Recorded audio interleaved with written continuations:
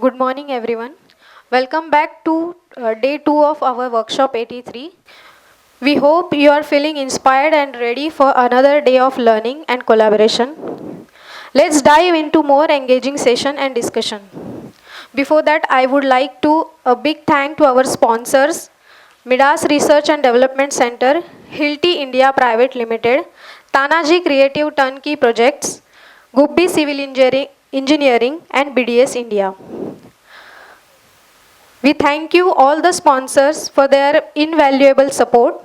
Your commitment enhances the success of this workshop and we are truly grateful for your contributions. Thank you. I request Yogendra Singh sir to please start with the lecture and I request Akshay to give token of our welcome to Dr. Yogendra Singh.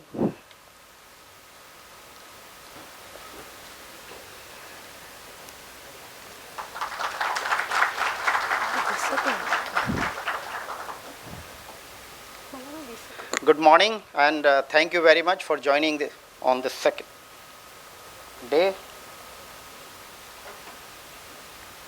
So, a bonus for the early words today. So, we will have some recapitulation of definition of seismic hazard. There was a request because it's a new concept, so it will take some time to be familiar with that. And then I thought that then let's talk a little bit about slightly more advanced concept also that is used in ASC 7, that is risk targeted hazard.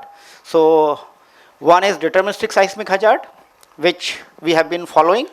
Then there is probabilistic seismic hazard assessment, and now within probabilistic seismic hazard assessment, a new concept of risk targeted hazard. So let's see how this historical development of earthquake engineering and structural design has occurred in the history. So initially we were using working stress method. We know before limit state method, working stress method was commonly used world over. And at the same time, the hazard was obtained using deterministic concept. Probabilistic concept was not there. Because probabilistic concept in form of limit state method came into design also later, and same was in case of earthquake hazard assessment, the probabilistic concept came later. So initially both the methods were deterministic, and at that time we were using median value or mean value at that time. So mean value of deterministic seismic hazard assessment along with working stress method. So that was the first step in analysis, first stage. So median value or mean value of deterministic seismic hazard along with working stress method. Then limit state method came, and there is a difference in the factor of safety or over strength, the so-called over strength, the difference between the design strength and the actual strength. So what is the actual strength? If I design a beam as per our code, whether working stress method or limit state method, and then I test it in the lab, there is going to be a difference in the two capacities, what I have designed for and what I will actually get. What I will actually get will be higher because of two reasons. We have used factors of safety, and then we have used nominal strength or what we call characteristic strength, which is smaller than what I have got from testing of concrete or steel in the laboratory. So there is a margin of strength in the material, and then we over and above that we are applying some factors of safety. So there is a margin of strength, and that margin of strength between limit state and working stress method is roughly of the order of 1.5. Almost along with that, the probabilistic concept came in seismic hazard assessment also, and we started doing probabilistic seismic hazard assessment. And in between, when we were having transition from deterministic seismic hazard assessment to probabilistic seismic hazard assessment, to have a parity with the limit state method, they started using 84 percentile, mean plus 1 sigma value of the seismic hazard, which we were getting from deterministic seismic hazard assessment. Incidentally, the ratio between mean plus 1 sigma and mean is also 1.5. And that ratio of deterministic, working stress method and limit state method is also 1.5. So that's how this 1.5 get clubbed. And the practice started. If we are using DSHA, deterministic seismic hazard assessment, then we are using mean plus 1 sigma. If we are using working stress method, because some of the structures is still working stress method, for example, masonry structures, working stress method is still going on. So there we have to use the mean level of deterministic seismic hazard assessment. And when this full probabilistic hazard assessment came, then we had this definition of different levels, DE, DBE, MC, etc. Definition of DB and MC along with return period, that is consistent with probabilistic seismic hazard assessment, not exactly with deterministic seismic hazard assessment. But to have transition, we started using mean plus 1 sigma as MCE. Then after this probabilistic seismic hazard assessment framework was established, people tried to obtain the relationship between DB and MC. And definition of DB and MC was standardized at that time, that MC is 2475 years and DB is 475 years. So roughly that ratio was obtained as 1.5, that was considered as 1.5, but when rigorous study was done, it was found that the ratio is not exactly 1.5, it changes. When we define it in terms of return period, then this is not exactly 1.5 at all the locations. Some locations it is 1.5, some locations it is more than that, some locations it is up to 2. Indian code has obtained that relationship, has considered that relationship as 2, the ratio between DB and MC. Whereas in American code, they have considered this ratio as 1.5. So they are using 2/3 jet, we are using 1/2 jet to convert DBE into MC. And then to convert median to 84 percentile, a factor of 1.5 is applied. So that is the relationship which is coming from deterministic seismic hazard assessment between the median and the 84 percentile. Now, even if we consider return period, the idea of using PSHA, probabilistic seismic hazard assessment, was that our building will have a standard probability of failure. So we will have a uniform probability of failure. Using this method, if we design building anywhere in the world, the collapse probability should be same. So there should be uniform risk. Like in limit state method also, the basis of limit state method is the same, that the margin should be same, the collapse margin should be same. So there should be same probability of failure. Now another question associated with this is that, okay, collapse probability is same, but how much collapse probability is acceptable to me? That is more difficult question. Making it same is relatively easier, but how much is acceptable? That is more difficult, because that is related with many other issues, economy.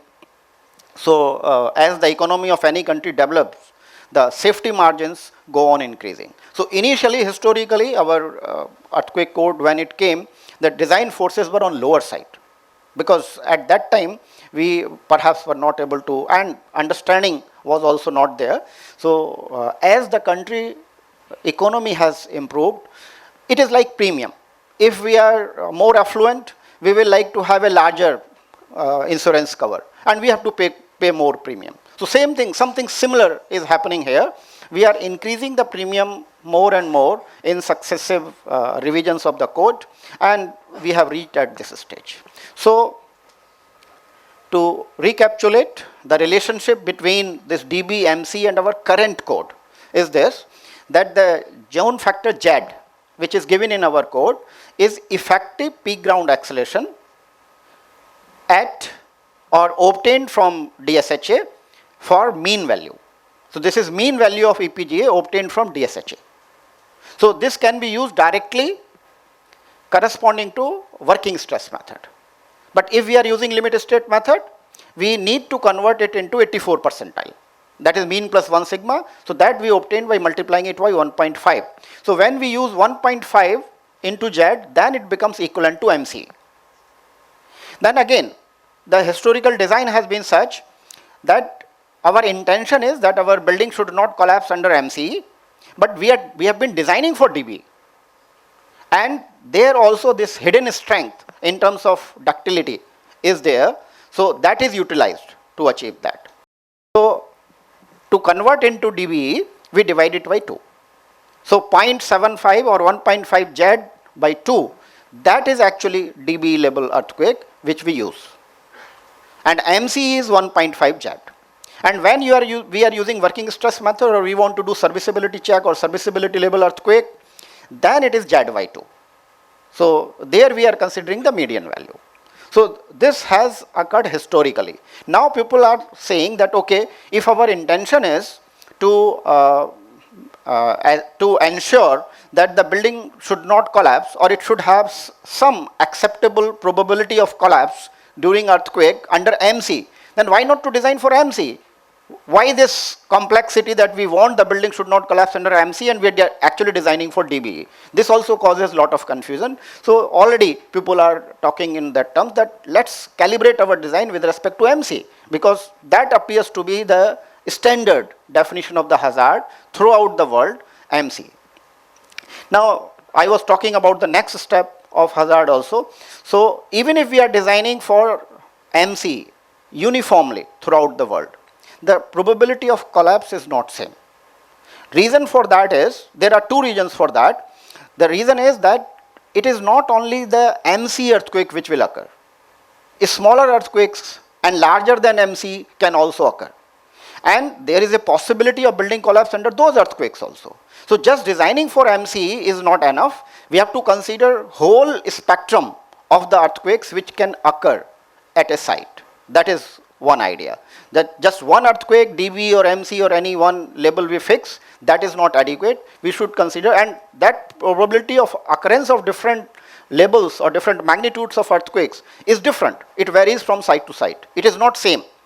And that we call hazard curve. So the hazard curve, which gives the probability of occurrence of a particular level of earthquake at a site, that varies from site to site. That is one thing. Secondly, the design practices are different.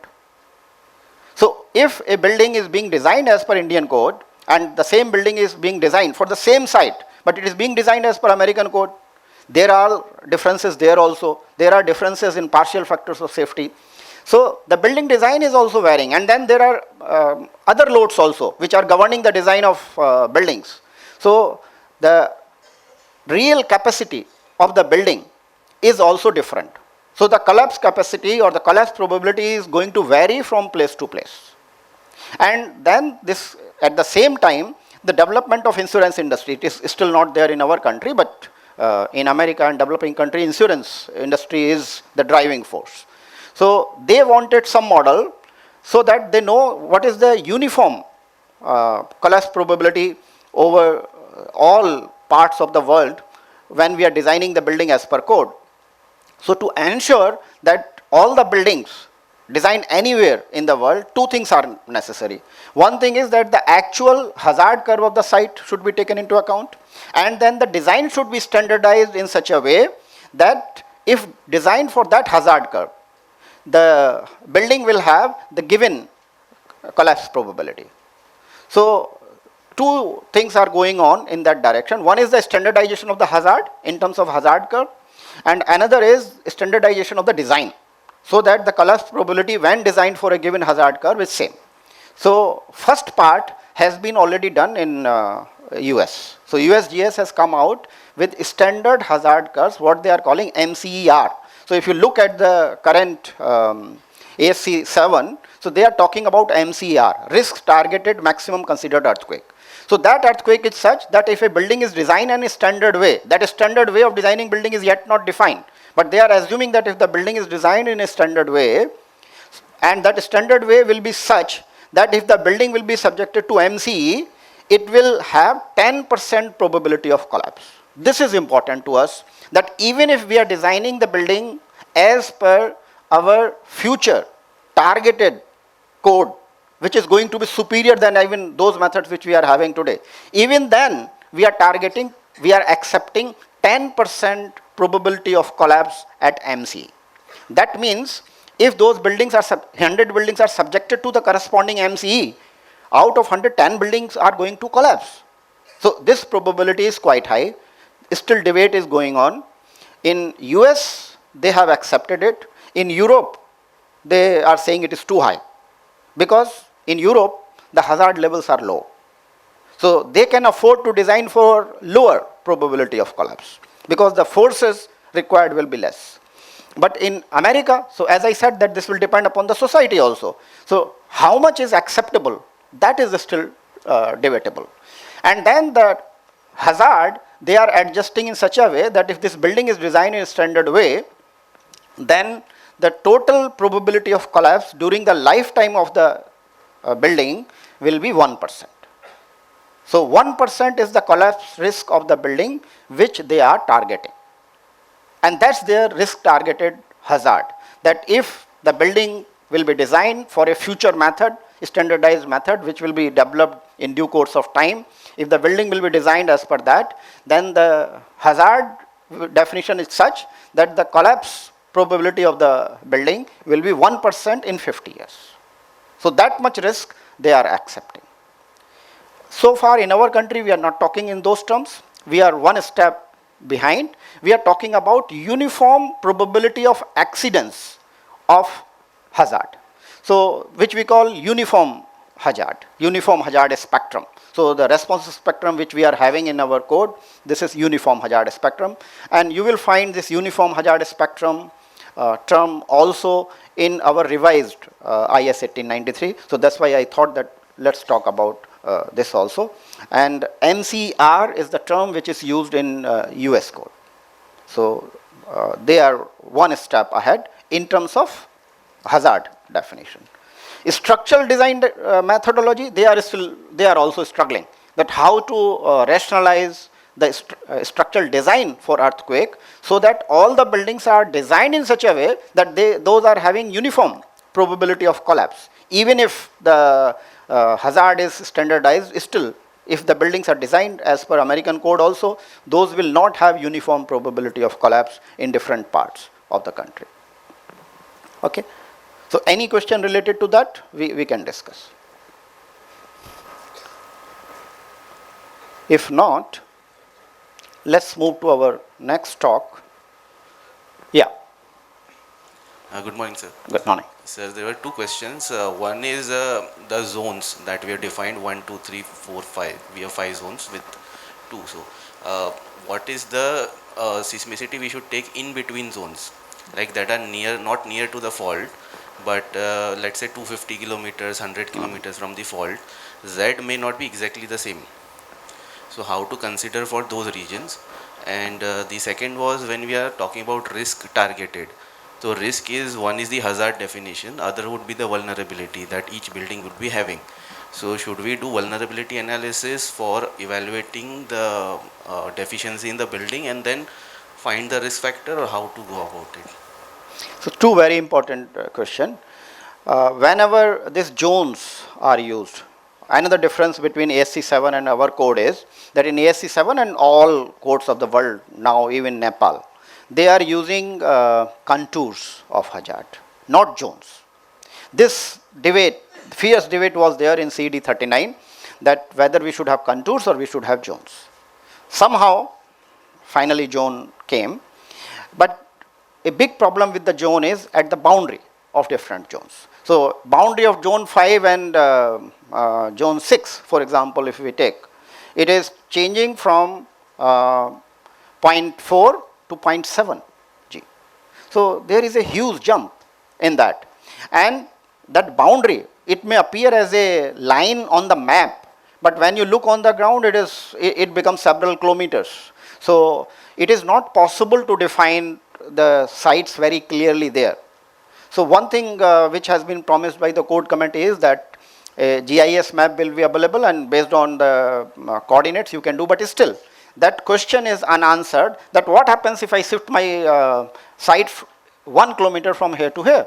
Why the hazard will jump from 0.4 to 0.7, and if that type of jump is there, naturally people will like to somehow put it in 0.4, and there will be problem. So this question was discussed, but so this problem exists.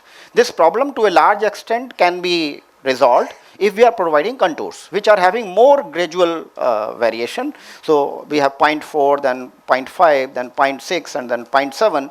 Then this type of jump, large jump, will not be there. So this could have been resolved, but somehow that exists. So that problem is there. The philosophy is that wherever you have this type of dispute, if it is closer to the boundary and you are not very clear that whether it is in lower zone or in the higher zone, you have to take the hazard corresponding to higher zone. So that principle we follow to resolve this dispute. That is one thing. Second issue is that if I want to design my building for a given probability of collapse, because client may not be satisfied that even when we are doing performance based design, we are designing buildings for immediate occupancy, life safety, and collapse prevention. Even then, there is uncertainty. If I'm designing my 100 buildings for, let us say, IO, not all 100 with that design method, even with performance based design, I am going to achieve IO, because there is uncertainty. There is uncertainty in hazard, there is uncertainty in design. So if I want to take that uncertainty also into account, then I have to go for the second generation or next generation of performance based design, which is based on risk. So in risk, we used vulnerability function also. Intentionally, I have not used that term earlier because I don't want to give you another term to confuse you with. So many new terms are coming. So, okay, you can hear this vulnerability assessment, but I will not go into more details of this because that will become too much perhaps. But those who are interested, we can discuss how we can obtain vulnerability function, and then we convolute hazard and vulnerability, and then we get the risk. Okay. Any other question related with hazard? Okay. So we will move to the next topic, and that is modeling and analysis for today. Oh.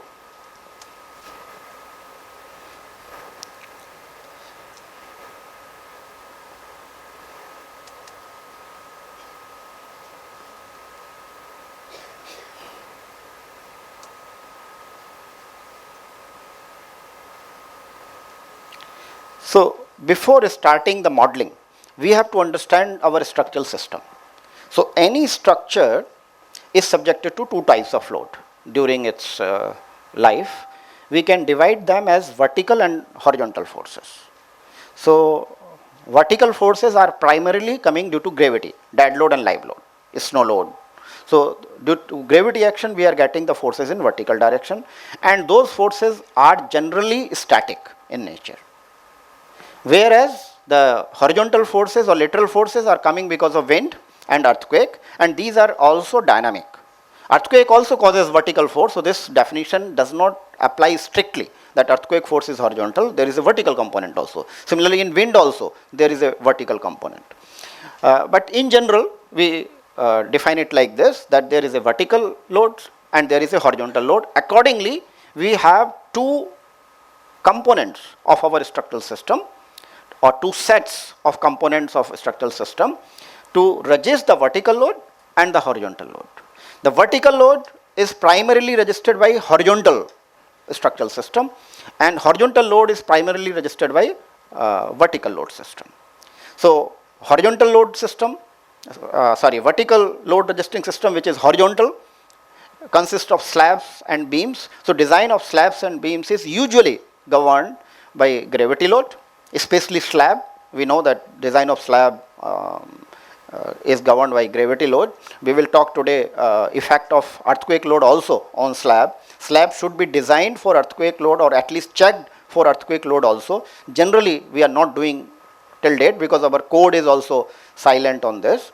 But the other developed code, they talk about design of slab also for horizontal forces. So that definition, clear-cut demarcation is diminishing between the horizontal and vertical systems, but traditionally these are the two systems. We are focusing here on the lateral load resisting system. So different lateral load resisting systems which have evolved over the historical times are these. So many systems are there.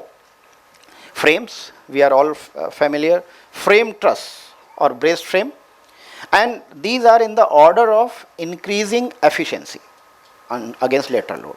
And when we say efficiency against lateral load, two issues come into picture. One is the interstory drift, because as we go taller and taller, the drift becomes the criteria. So those should have increasing stiffness and strength. More force those can resist with lesser displacement and without failing. So that is one criteria. The another criteria is ductility, because in case of earthquake, we also depend on ductility, and we discussed that we depend more on ductility. And as the height of the building increases, we depend less and less on ductility, and stiffness and strength becomes, or contribution of stiffness and strength in governing our structural system increases. So from frames, when we move to truss, we know truss is stiffer than a frame. And then we go for shear walls.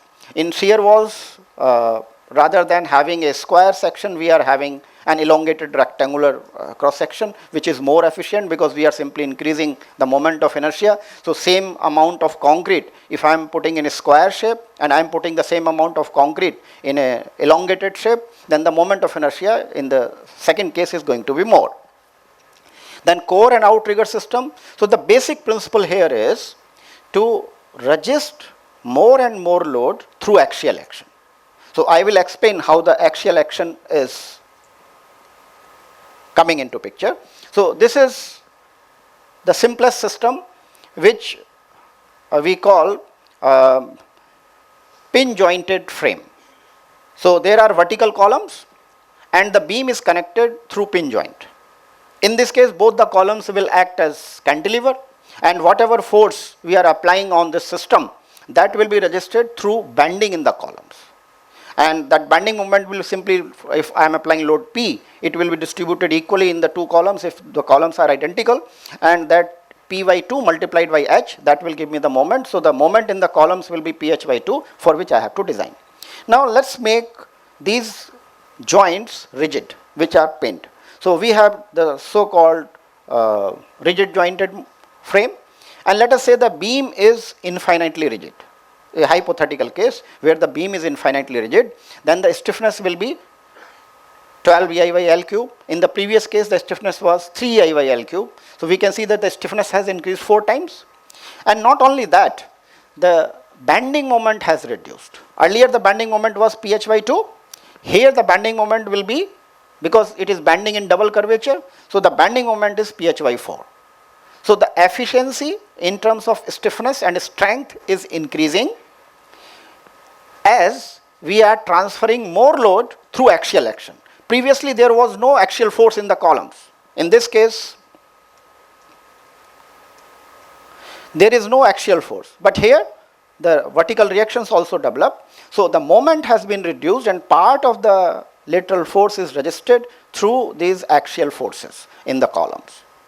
So there is compression and tension in the two columns. So we have moved from bending to axial action.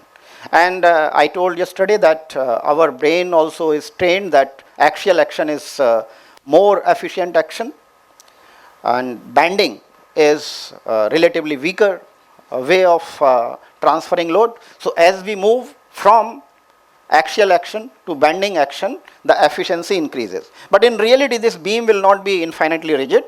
Beam will also be flexible. So when we have this flexible beam, the top is not restrained against rotation. So the column is still bending in double curvature, but this moment which we are getting here, this will be somewhere between PH by 2 and PH by 4, depending on what is the rigidity of the beam. But its efficiency is more than the efficiency of pin jointed frame, where the beam is connected through pins with the columns. We can go further if I add a diagonal member. So then I make it a truss. In truss, there is no bending moment, ideally, if the connections are pin jointed and the forces are acting at the nodes, then there will not be any bending moment, there will be axial force. So this is we can understand is the most efficient system as far as the lateral stiffness and strength is concerned. Its strength will also be much higher than these two systems, and its stiffness is much higher. We know truss is much more stiffer. So braced frame is like a vertical truss. So this is much more efficient. But we are compromising on ductility.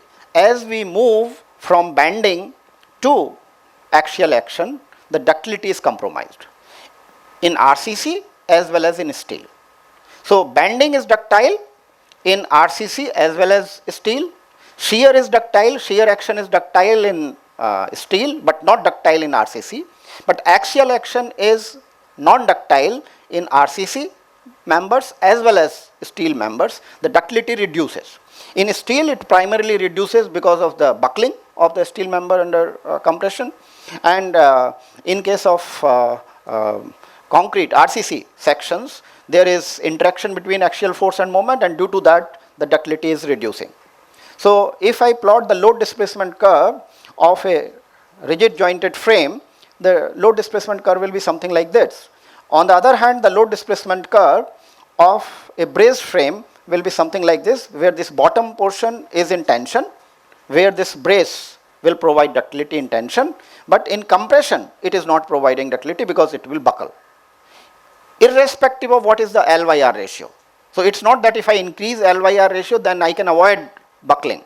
So please understand the difference between elastic buckling and inelastic buckling. So the buckling which is taking place here is inelastic buckling.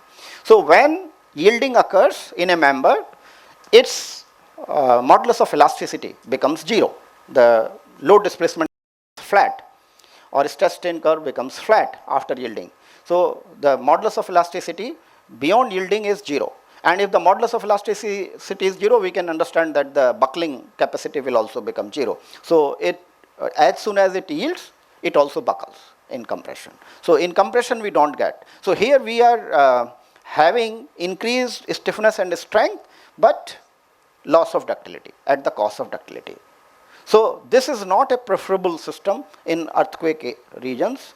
In case of wind, it may be preferable, because in wind, we are not depending on ductility. So we don't want our brace to yield.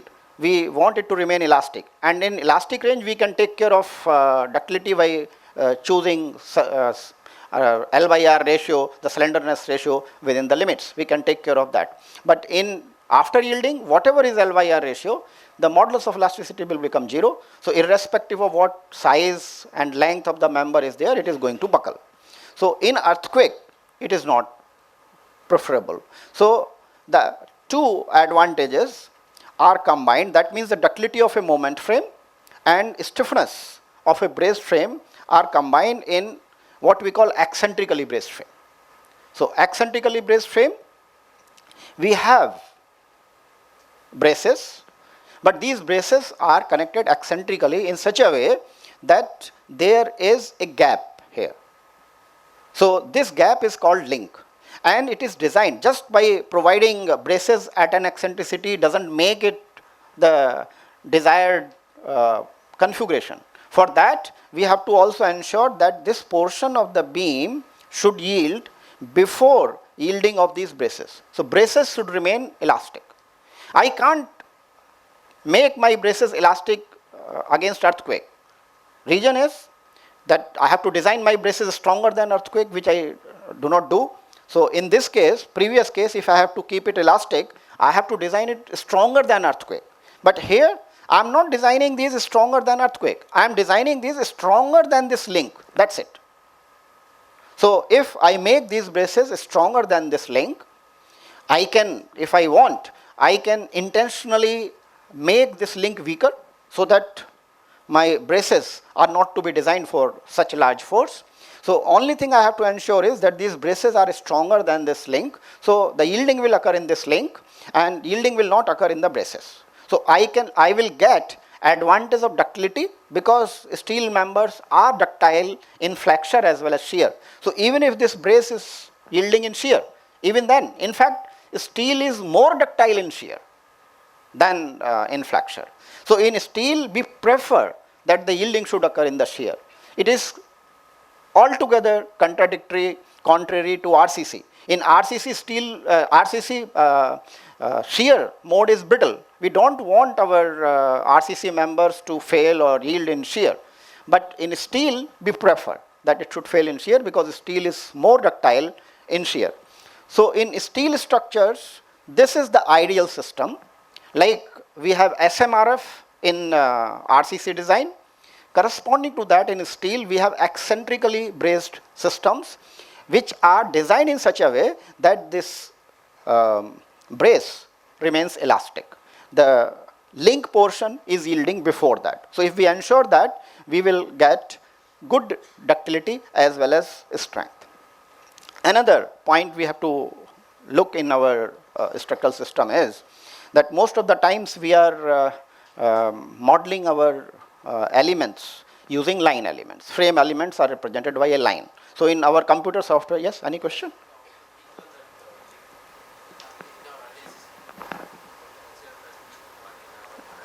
Yeah, please speak in mic. I can. Sir, Yeah. how to weak that? How to weaken that? Weaken that in our analysis model. Okay. So what we can, not in the analysis, we have to weaken it in actual construction also. Not just weakening it in analysis will help. We have to construct in such a way that it is really weakened as compared to the rest of the beam. So what we can do is, we can have this portion separate. So I will use a smaller section here, and then I will connect it with the adjacent beams through bolts. Okay. So it will act like a fuse. If earthquake occurs, all the damage will be in this fuse. So this concept is also being used in shear walls. So this eccentrically braced frame, you can think like coupled shear walls. So behavior of this link is very similar to coupling beam. Means the moment of inertia of this one should be less than 50%, like that? Right. So moment of inertia of this link will be less than the beams here. At least 50% shall I consider, or?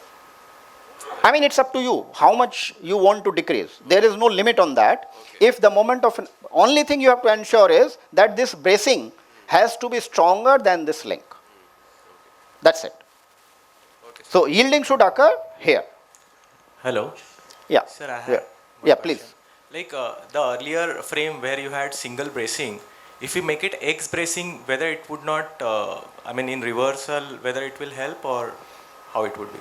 Yeah, in reality, we will provide both. Yeah. But we will not be able to utilize the material efficiently because only one out of the two will be effective. Yeah. And during compression, it will buckle. During tension, it will be subjected to Tension. elongation, and yielding will occur.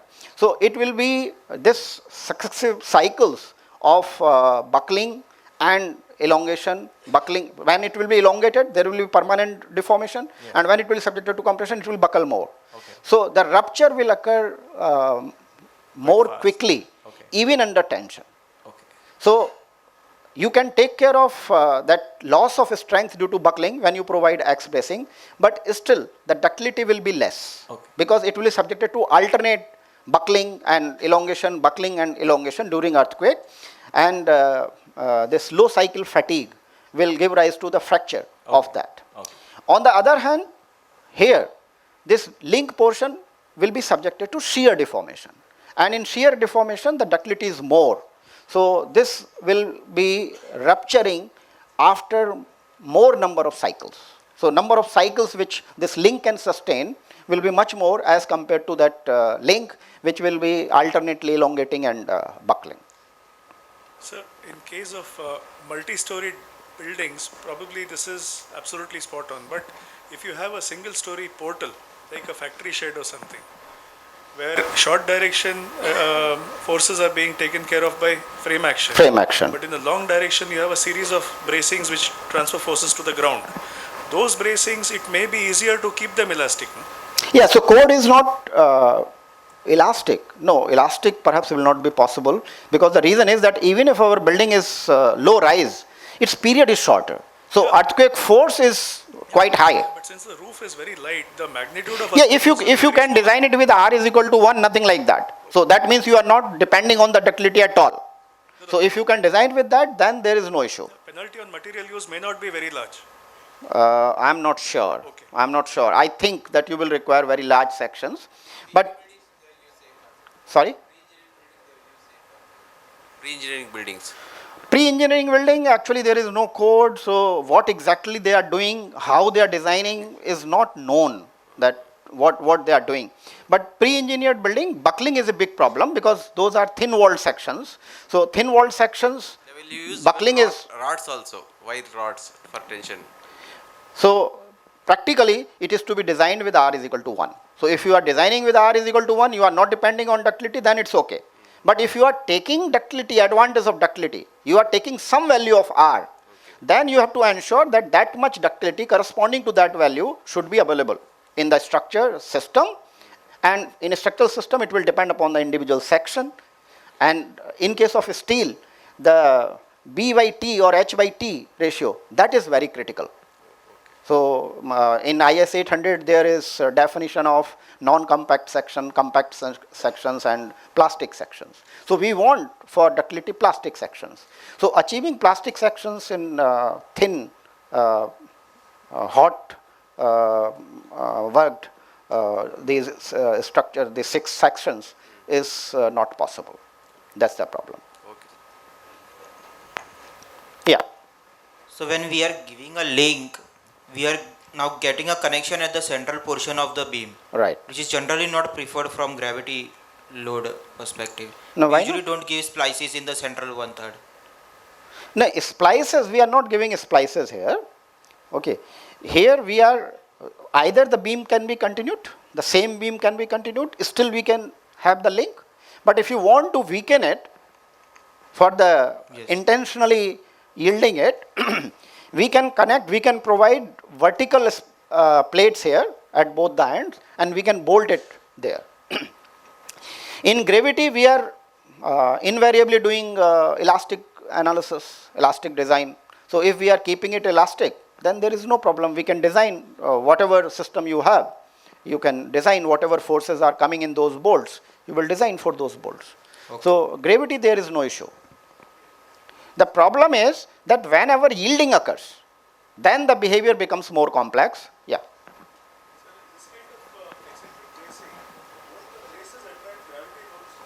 Yes, braces will attract and we have to design those braces for those gravity load. So that automatically makes them larger than just lateral load resisting braces, no?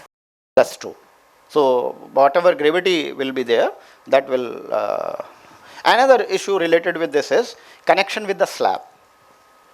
So when the slab is continuous over this and we are providing studs, shear connection between the beam and the slab, then the slab will act as a flange. And then this capacity will increase, and not only the capacity will increase, the slab will also be subjected to these deformations which the link will be subjected. So another way is that we do not provide the shear connection in this portion. We provide shear connection between the beam and the slab in this portion, gray portion, but in this red portion, in the link portion, we do not connect it with the slab so that the slab can deform independent of this link. Slab is not subjected to that large deformation.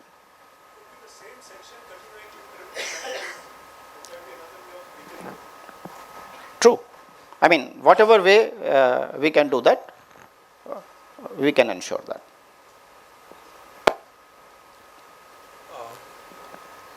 Professor? Yeah. I have a question. Please. The previous frame that you showed, this is eccentrically braced frame, but in case of a concentric brace frame, Yeah. where the two braces are connecting at the center, generally contractors want the node forces to match.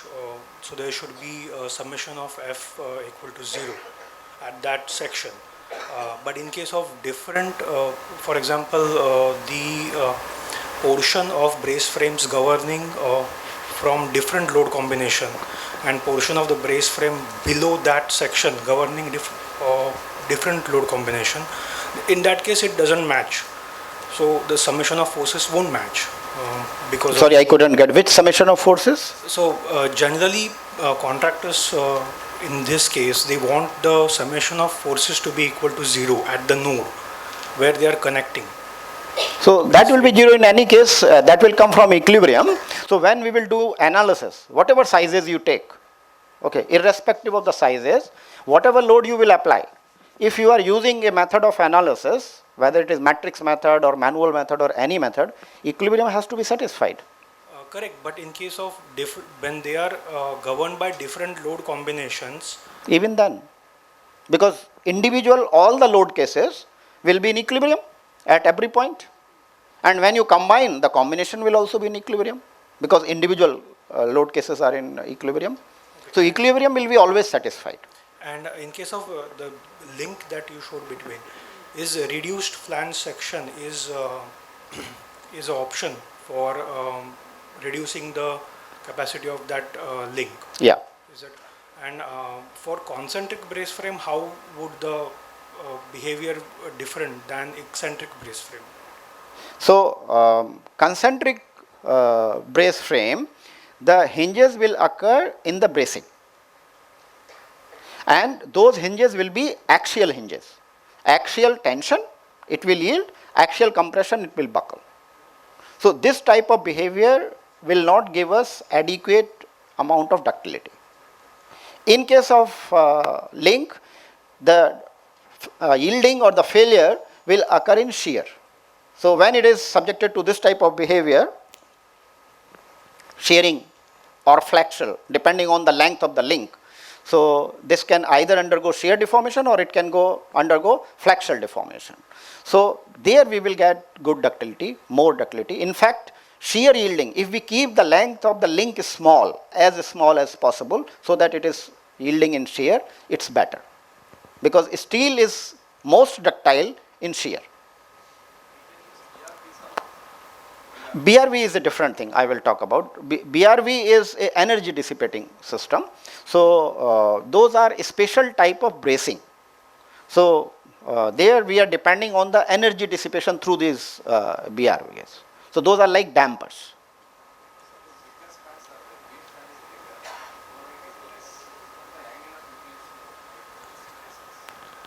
So you can use two braces like this.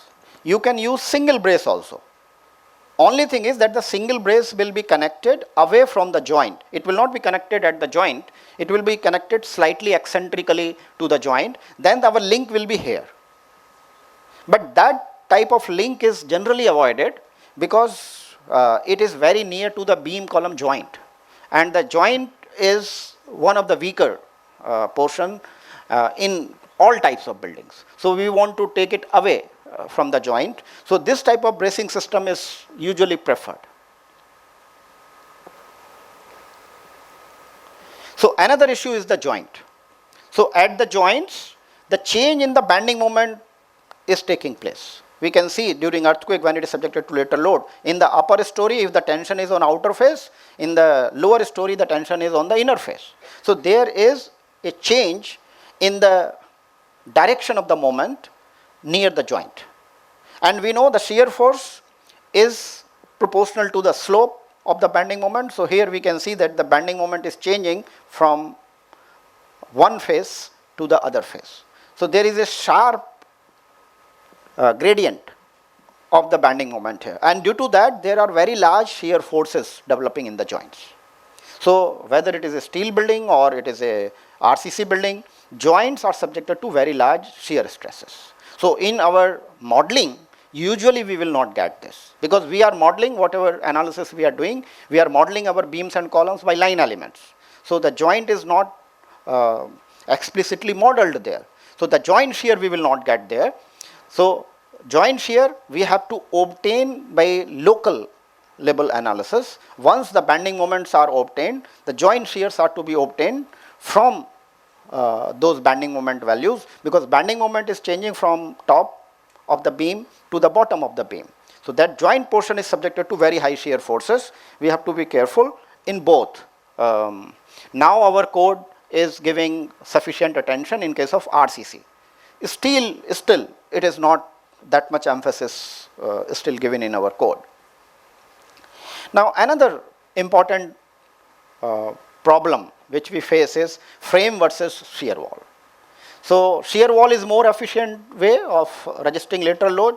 The reason is here we are not changing from bending to axial action, but we are increasing the moment of inertia, keeping the material same, I can enhance the moment of inertia because moment of inertia is BD cube by 12. So if I increase the D, the dimension of my vertical element, that is column or shear wall, in the direction of loading, if I increase that, so the moment of inertia will increase in cubic terms of that. So shear wall becomes much more efficient as compared to column. Other than that, the behavior of the column and shear wall is identical. We will see in modeling also, we can model column and shear wall identically. We can design column and shear wall identically. The principle of analysis and design of column and shear wall is same. Only difference is that their bending shape along the height is different. So frame which bends like this. So frame is what we call a shear beam behavior, shear type of behavior. So in frame what is happening, the one floor is sliding above the other. So this type of behavior occurs, and in beam theory this type of behavior is associated with shear deformation. So in shear deformation, one section of the beam is sliding parallel to the other floor. In bending what is happening, the sections are rotating. So there is rotation between adjacent sections. So shear wall is actually deforming in bending mode. Frame is deforming in shear mode. Shear deformation is maximum where shear stress is maximum. Bending deformation goes on accumulating. The governing equation for bending, we all know EI d square y by dx square is equal to minus m over EI. Whereas in shear, it is simply where the shear force is maximum. So shear force is maximum at the base. So the slope here is maximum, and as the story shear goes on decreasing, at the top the story shear becomes almost zero. So we can see the top story is almost vertical. So the shape is like this. But in shear wall, it is like a cantilever. So the displacement and slope are zero here, and with moment it goes on accumulating. So the maximum displacement as well as maximum rotation we get at the tip, at the top. So the shape of the two is very different, and as a result, when these are combined, the sharing of the load between them is complex. And this is what we call frame shear wall interaction. We have to be aware of this, but we need not to worry much about it, because when we are making a model, a computer model of frame and shear wall, this interaction is automatically taken care of. And what we get is that in the lower portion, because shear wall is having less deformation, in the lower portion it is supporting the frame, but at the top, near the top, actually it is loading. It is applying more load on the frame. And it is possible that if there is an existing building, frame building, and I add shear wall to it, so the columns in the bottom portion will be saved, but the columns in the top portion may fail because of application of the shear wall. So this behavior we have to be aware, but analysis will be automatically taken care of when we perform a computer modeling. Now, how to differentiate between column and shear wall within a building? Because the difference between and column is gradual. The dimension of the columns in our buildings, we see we can have a square column, then we have rectangular column, and then that larger dimension of the column goes on increasing, and when it becomes shear wall, we do not know. So most of the times, this is the puzzling question, that the element in front of me, whether it is a column or a shear wall. So it is not to be decided by the size or the aspect ratio. That is the wrong way of looking at column and shear wall. We try to define that when the B by D ratio is more than 4, it is shear wall. Something like we try to define. That's not the way to look at the frame and shear wall. It is to be looked at from the bending moment point of view. If it is a shear wall, it will behave primarily as a cantilever member. Cantilever member means that the bending moment will be maximum at the base and it will be 0 or close to 0 at the top. This will happen, that type of bending moment we will get when there is no beam connected to the shear wall. When beams are connected to the shear wall, then the behavior or bending moment becomes sawtooth type. On the other hand, in case of a column, the relative stiffness of the beam and column will be such that there will be point of contraflexure. There will be change in the moment direction at the bottom and top. So if the moment is changing at bottom and top, here this is the behavior of a frame. So in the columns we see bending moment at the bottom is more, even in case of columns, and top it is less. But what you see is, what is the distinctive feature? That there is a point of contraflexure in each story. So if there is a point of contraflexure in each story, it is column. On the other hand, if it is a shear wall, then we will get this type of behavior. So although there will be a jump in the bending moment wherever a beam is connected, so whether your particular component is going to behave as a shear wall or as a column will depend not only its own stiffness, it will also depend on the stiffness of the connecting horizontal members, beams. So it will be either a beam column frame or it will be a shear wall. So if the behavior is predominantly like a cantilever, it can be designed and detailed as a shear wall. If the behavior is predominantly like a column, that means we are getting points of contraflexure in each story, then we have to design and detail it like a column. And what is the difference in design and detailing? In column, there is a possibility of hinges at top and bottom in each story. So we have to do ductile detailing at near the joints, top and bottom in each story. At least the bottom stories where we are expecting this to yield. So we have to provide confining reinforcement at top and bottom in each story. On the other hand, in case of shear wall, the bending moment is more at the bottom and the yielding will occur in the bottom portion. So I need to confine only the bottom portion. In the upper portion, the chances of yielding will be less, or I will ensure, or I can easily ensure that the yielding does not occur in the upper portion. Yielding is limited to the bottom portion.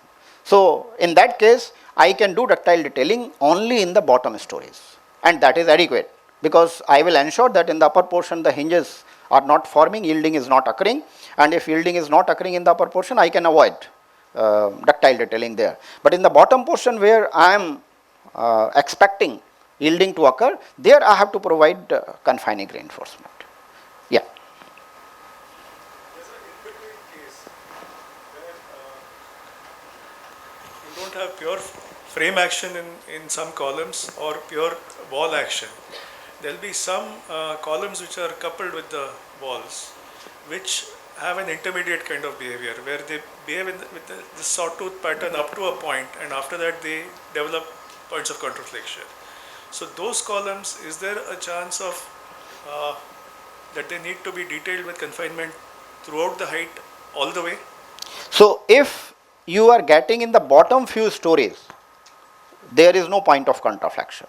Suppose you get that type of, then it is possible to design it in such a way that the yielding will occur in the bottom portion and the upper stories are protected.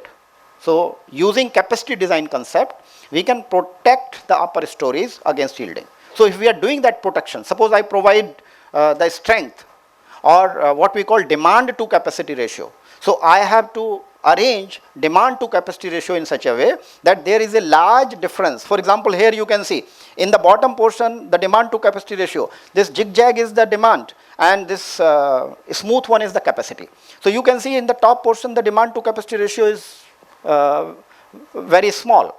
So if the demand to capacity ratio is, I can keep sufficiently small, then I can ensure that in the top portion yielding is not going to occur, and in that case I can avoid ductile detailing there. But in the bottom portion, the demand to capacity ratio, so there should be significant difference in the demand to capacity ratio so that we can localize yielding. So if I can localize yielding, then I can detail it like shear wall. Yeah, please. Sir, whether beam require ductile detailing in case of shear wall system? Yes, of course. Ductile detailing is required in case of shear wall system also. Beam also? Any member is required. Any member where you are expecting yielding, where the yielding will occur, which you have not protected against yielding. If you have protected it against yielding, then you need not to do ductile detailing. Otherwise, in any member which is not protected against yielding, the ductile detailing is needed. Hello. Sir. Yeah. Many times we have dual system like shear wall and frame system. What our code says is you can use dual system when your column frames or columns are carrying 25% of shear. It's a very classic. I mean, we struggle to transfer 25% shear because we check that shear at the base, and I always have this maybe some concept kind of whether we should not check the overturning moment, because what happens is in terms of frame and shear wall combined together, in shear wall you basically get bending moment, overall bending moment like a prop cantilever, because at upper level frame starts giving it, like you said, shear and bending difference, transfer of forces. So what happens is almost at the lower level shear wall takes 95% of the shear. As you go up, that distribution starts changing. Then at upper level maybe columns takes 70% or 80% or maybe 90%, shear wall takes only 10%. So what happens when we are trying to design it, those frames for 25% base shear, overall base shear, either we have to do a separate model where we have to give the modifier to the shear wall so that they are not carrying any lateral load, but gravity load they will carry, and I'll do some analysis kind of. We do that, but it's very complex analysis because then we have to do static analysis because we cannot do dynamic analysis. We just 25% shear we put on those walls, frames. So my question was whether it is not appropriate to compare the overturning moment, that whether those frames are carrying 25% of the overturning moment rather than checking at the base only base shear. Okay, so the way of registering overturning moment in case of columns and shear wall is different. The columns are registering overturning moment through axial action. So axial force in the columns will take that. The bending moment is coming from shear in case of columns. So whatever is the shear, story shear, that will be responsible for the column moment. So that's why in case of column it is pertinent to use story shear. Okay, before giving final answer to this, let's look at the theory part of it. What is this? Now this dual system, shear wall system or frame system, how to define, because invariably in case of tall buildings we will have both frame as well as shear wall.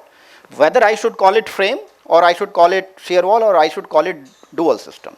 A better definition, more clear definition is available in Eurocode. Eurocode says frame equivalent dual system, shear wall equivalent dual system and dual system. So frame equivalent dual system is the one in which more than 60% of the base shear is registered by frame. So it is not that you are designing it for 60%. It is your configuration is such that the major portion of the base shear is registered by frame. Then it is frame equivalent and it will be designed as per the rules of frame. Response reduction factor corresponding to frame. Shear wall equivalent system is the one in which shear wall is registering more than 60%. So that means the configuration is such that the columns are getting less. So it will be designed as per the rules of shear wall. In between 40% to 60%. In that range, it will be designed as dual system. Our code has somehow historically have this definition that if it is dual system, the frame portion should be designed for 25%. Not that actually it is taking 25%. It has to be designed for 25%. So we have to do only one analysis. We need not to do different analysis by changing this modifiers and all. No, nothing like that. You will do one analysis. Only thing is, while designing, all the forces in the columns will be scaled by that factor so that the base shear in the column portion alone is 25%. So that's the meaning of the code. So only in design, so we will develop another load case where there will be a correction factor similar to BB bar by BB. So and BB bar there will be 25% of the base shear. That load combination we will use for design of columns and frames.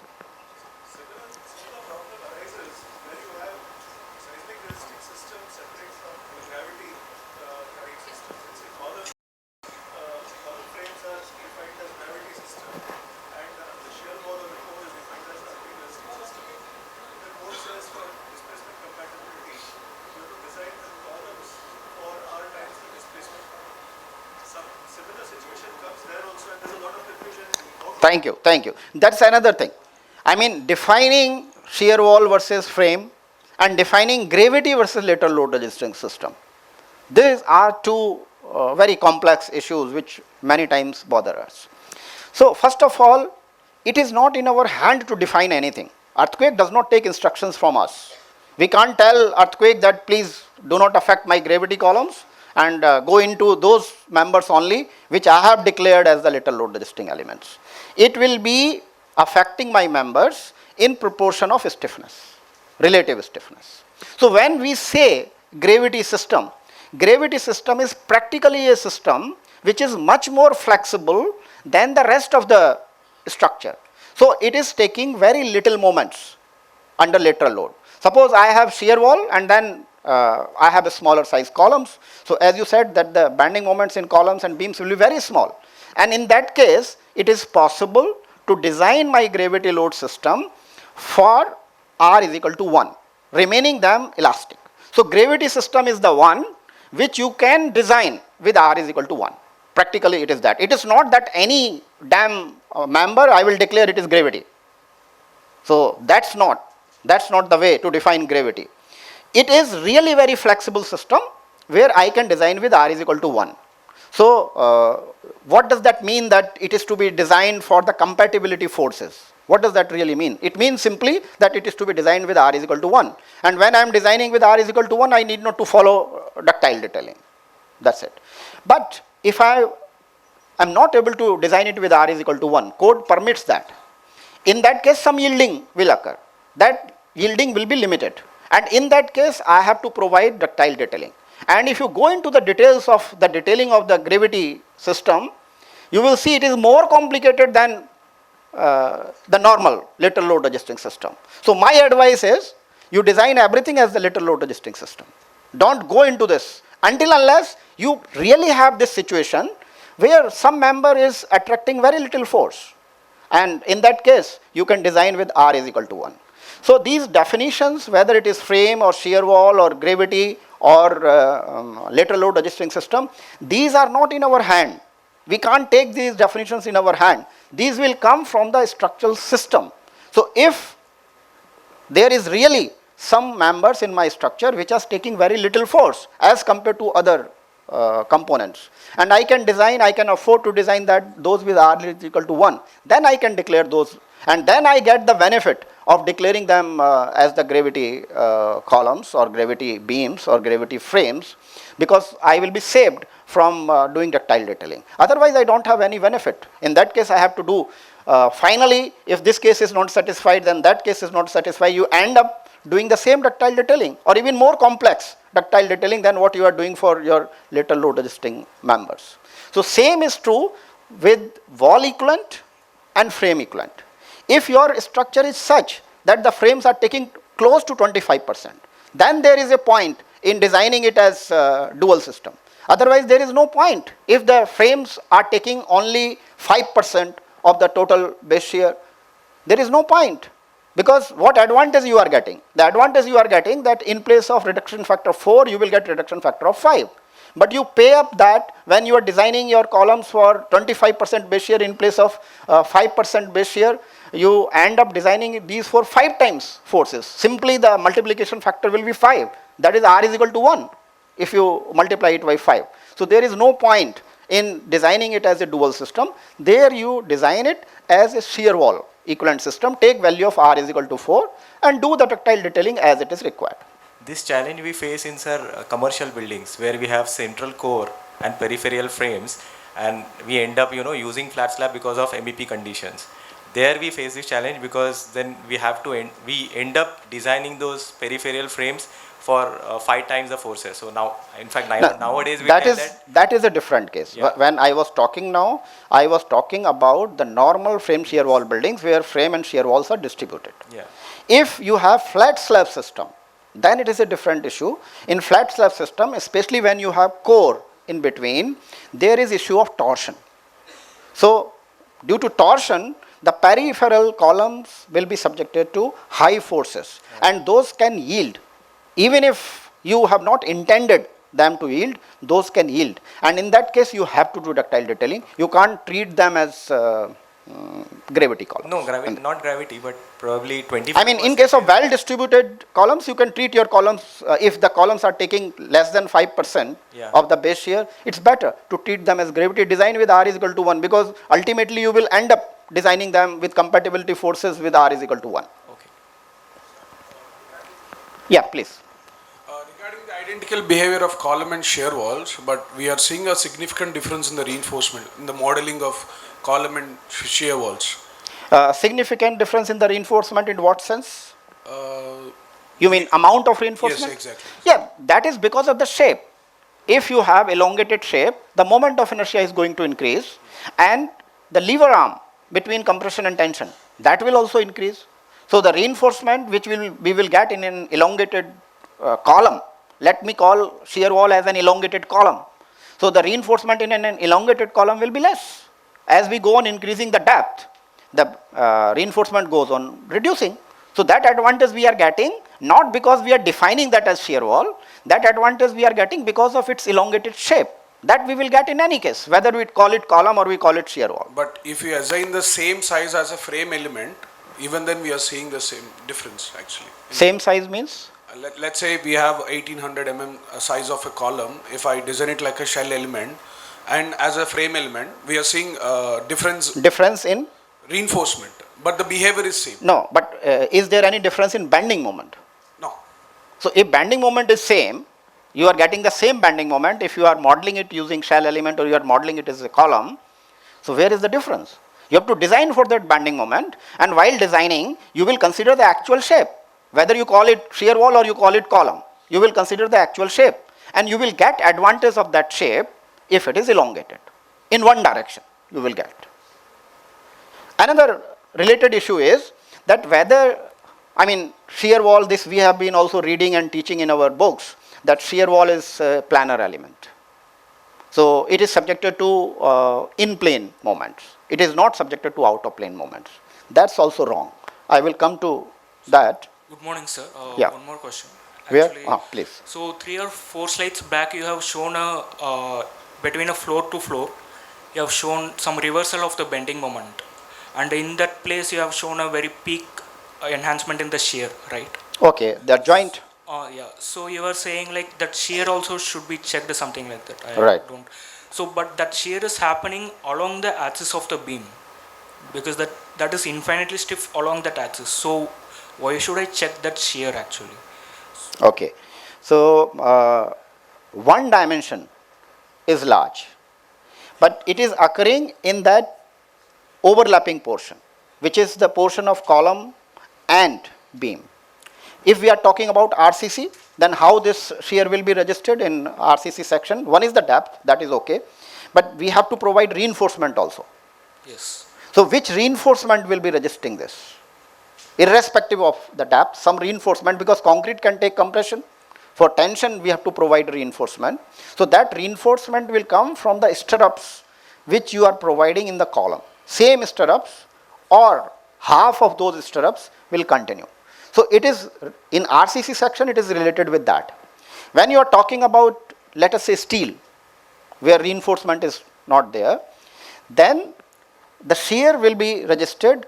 What will be the width? This dimension may be large, but what is the other dimension? The width. This is the wave of the column which will be registering. So the wave of the column, which we call as panel zone, that will be registering this shear. But along that axis, it will be like either axial force, due to axial force that will be dominating, right? It will be like either buckling or something like that. Shear won't be the critical case in that, right? No, I couldn't get axial. Why shear? You think it like this. There is a column, you have connected beam. Beam is bending. So beam will apply one force in this direction, another top flange will apply force in this direction, bottom flange will apply force in this direction. And how this force will be registered? This force is to be registered by the column.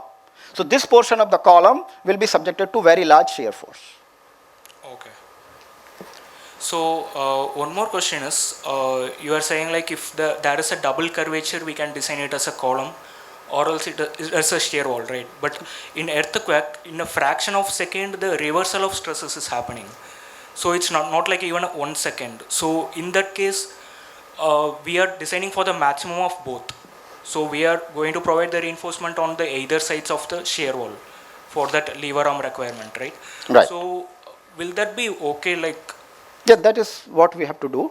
So double curvature and single curvature shows how the moment is changing along the length. The reversal of earthquake is showing that whether tension is on left side or tension is on the right side. So the same reinforcement will be provided on left side, same reinforcement will be provided on the right. So that whatever is the direction of earthquake, for both the directions of earthquake, my detailing or design is valid. So what if it is in the minor axis of the shear wall? Because minor of the axis of the shear wall, it can be. I will come to that. That's the next thing I want to discuss. Yeah.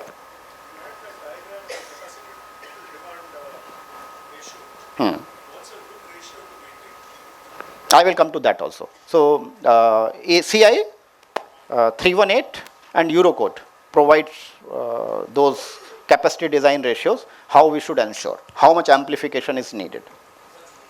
Yeah. Sir, I have a question.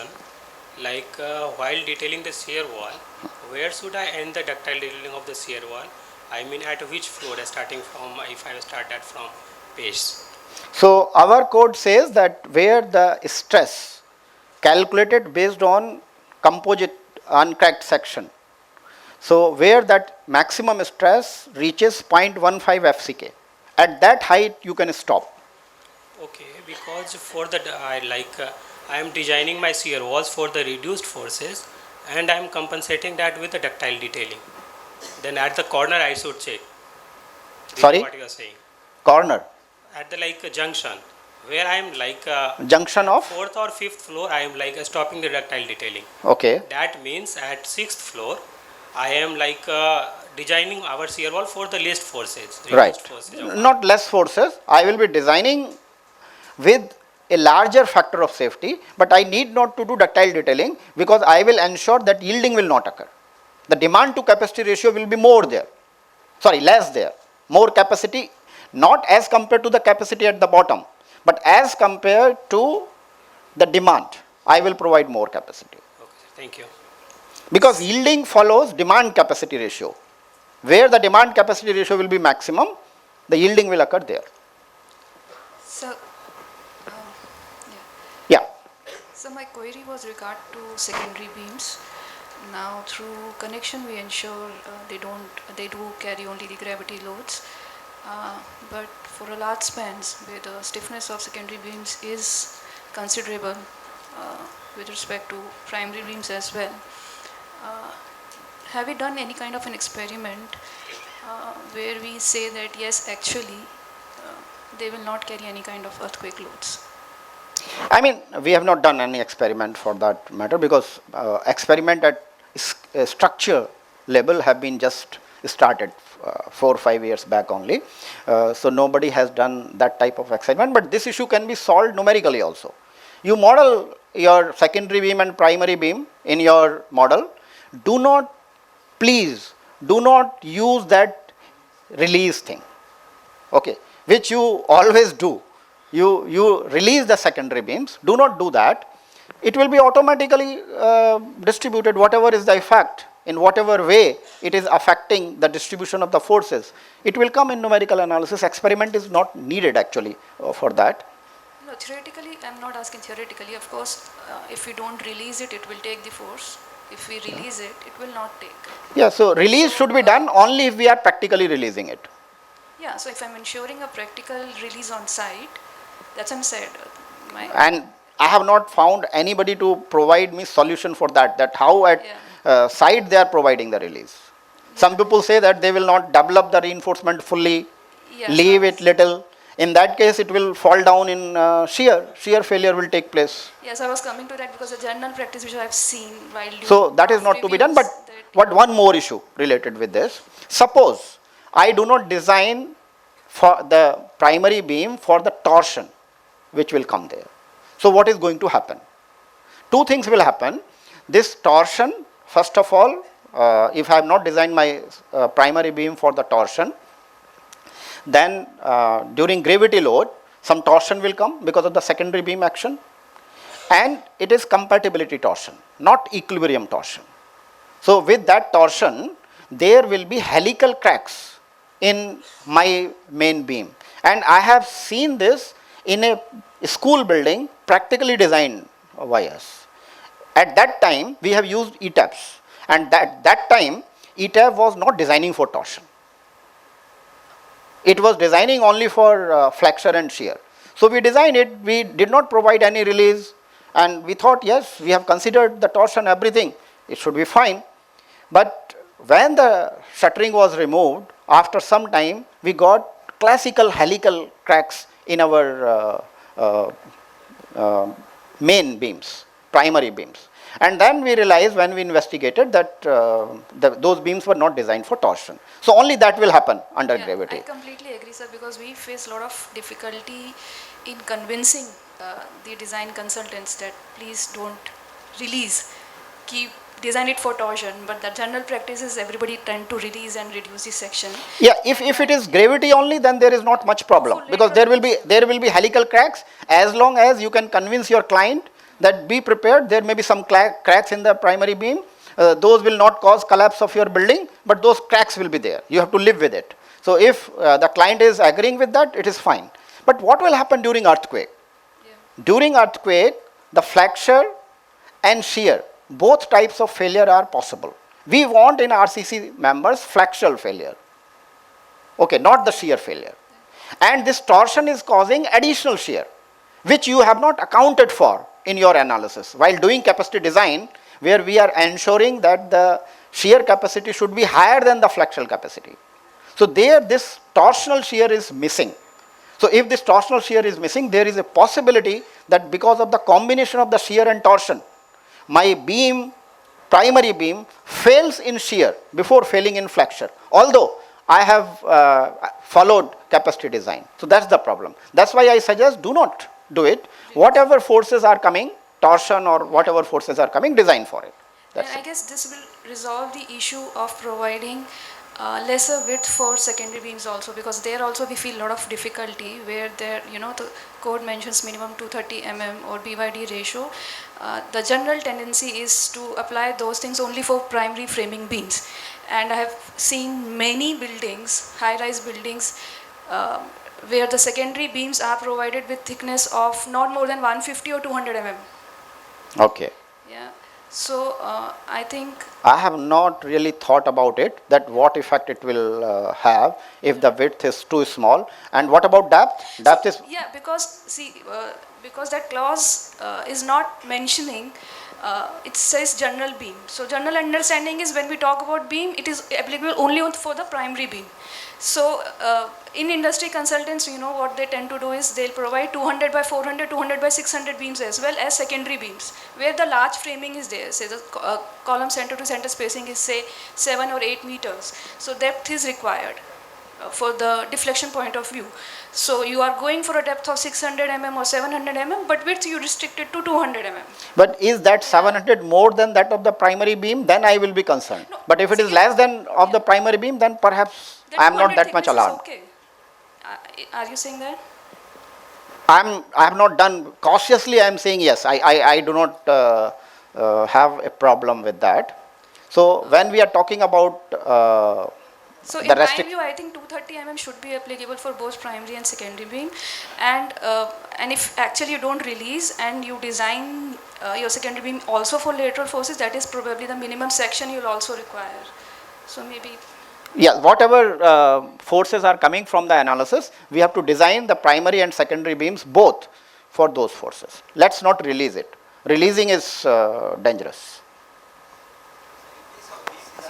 Hello. Sir, we discussed on detailing of the beam as a ductile, but is it applicable only at the joints? What about the center part? Do we need to detail as a ductile? That is the first thing, if we do not have any secondary beam falling on it. The second case is if there is a secondary beam which is falling on that particular primary beam, and what we should do in both the cases. Okay, so we have to first understand where there is a possibility of plastic hinge formation. Plastic hinge formation will occur where demand will exceed capacity. So during earthquake, the shape of the bending moment diagram is like this. So near the center, earthquake is not applying any moment on the beam. So near the center, the moment will remain same as you are obtaining from dead load analysis, dead load and live load analysis, gravity load analysis. So whatever moment you are getting there, you design for it. The earthquake will cause higher forces near the ends. So the possibility of hinge formation in case of beams is near the joints. So that's where you need ductile detailing. Near the center, you don't need. If a secondary beam is resting over there, so in that case also, whatever shear force and bending moment are coming due to that secondary beam, you design for those, that shear force. But you need not to consider plastic hinge formation at that location. Ductile detailing is not needed. So, sir, what about if there is a bended beam system which has a low depth beam and the code says to provide a ductile detail only, minimum requirement is of 2D from the face of the column. So then the problem, do we have any problem in that case? No, we don't have any problem. The beam width, the column permits, the beams wider than columns also. And whatever ductile detailing is given for wider beams in IS 13920, we have to follow that. That's it. Sir, in case of beam design, Yeah. when we are designing beam for shear stress, when shear stress exceeds tau c max, there is a trend to use steel plates. How appropriate it is, and to what level of stress level we can design steel plate? Generally in coupling beams, we are doing that. Or normal beams Sir, also. normal beams also people have started that trend. Okay. Tau c max exceeds. Actually, I had some slides on that in the previous this thing. So, see, when you are using a plate or a steel section within a beam, okay, it has to transfer its forces to the connecting shear wall or the column. So, there, when the bending moment will develop in this plate, okay, this will transfer it to the connected column or the shear wall through bearing stresses on the concrete. Okay, you can think it like this. Suppose I have a column and I have a steel plate here. I bend this steel plate here. So what will happen? Here there will be very high stresses, and here also very high stresses. So the failure of the concrete here is going to be in bearing. So this usually is not checked by our designers. So far it is not there in code also.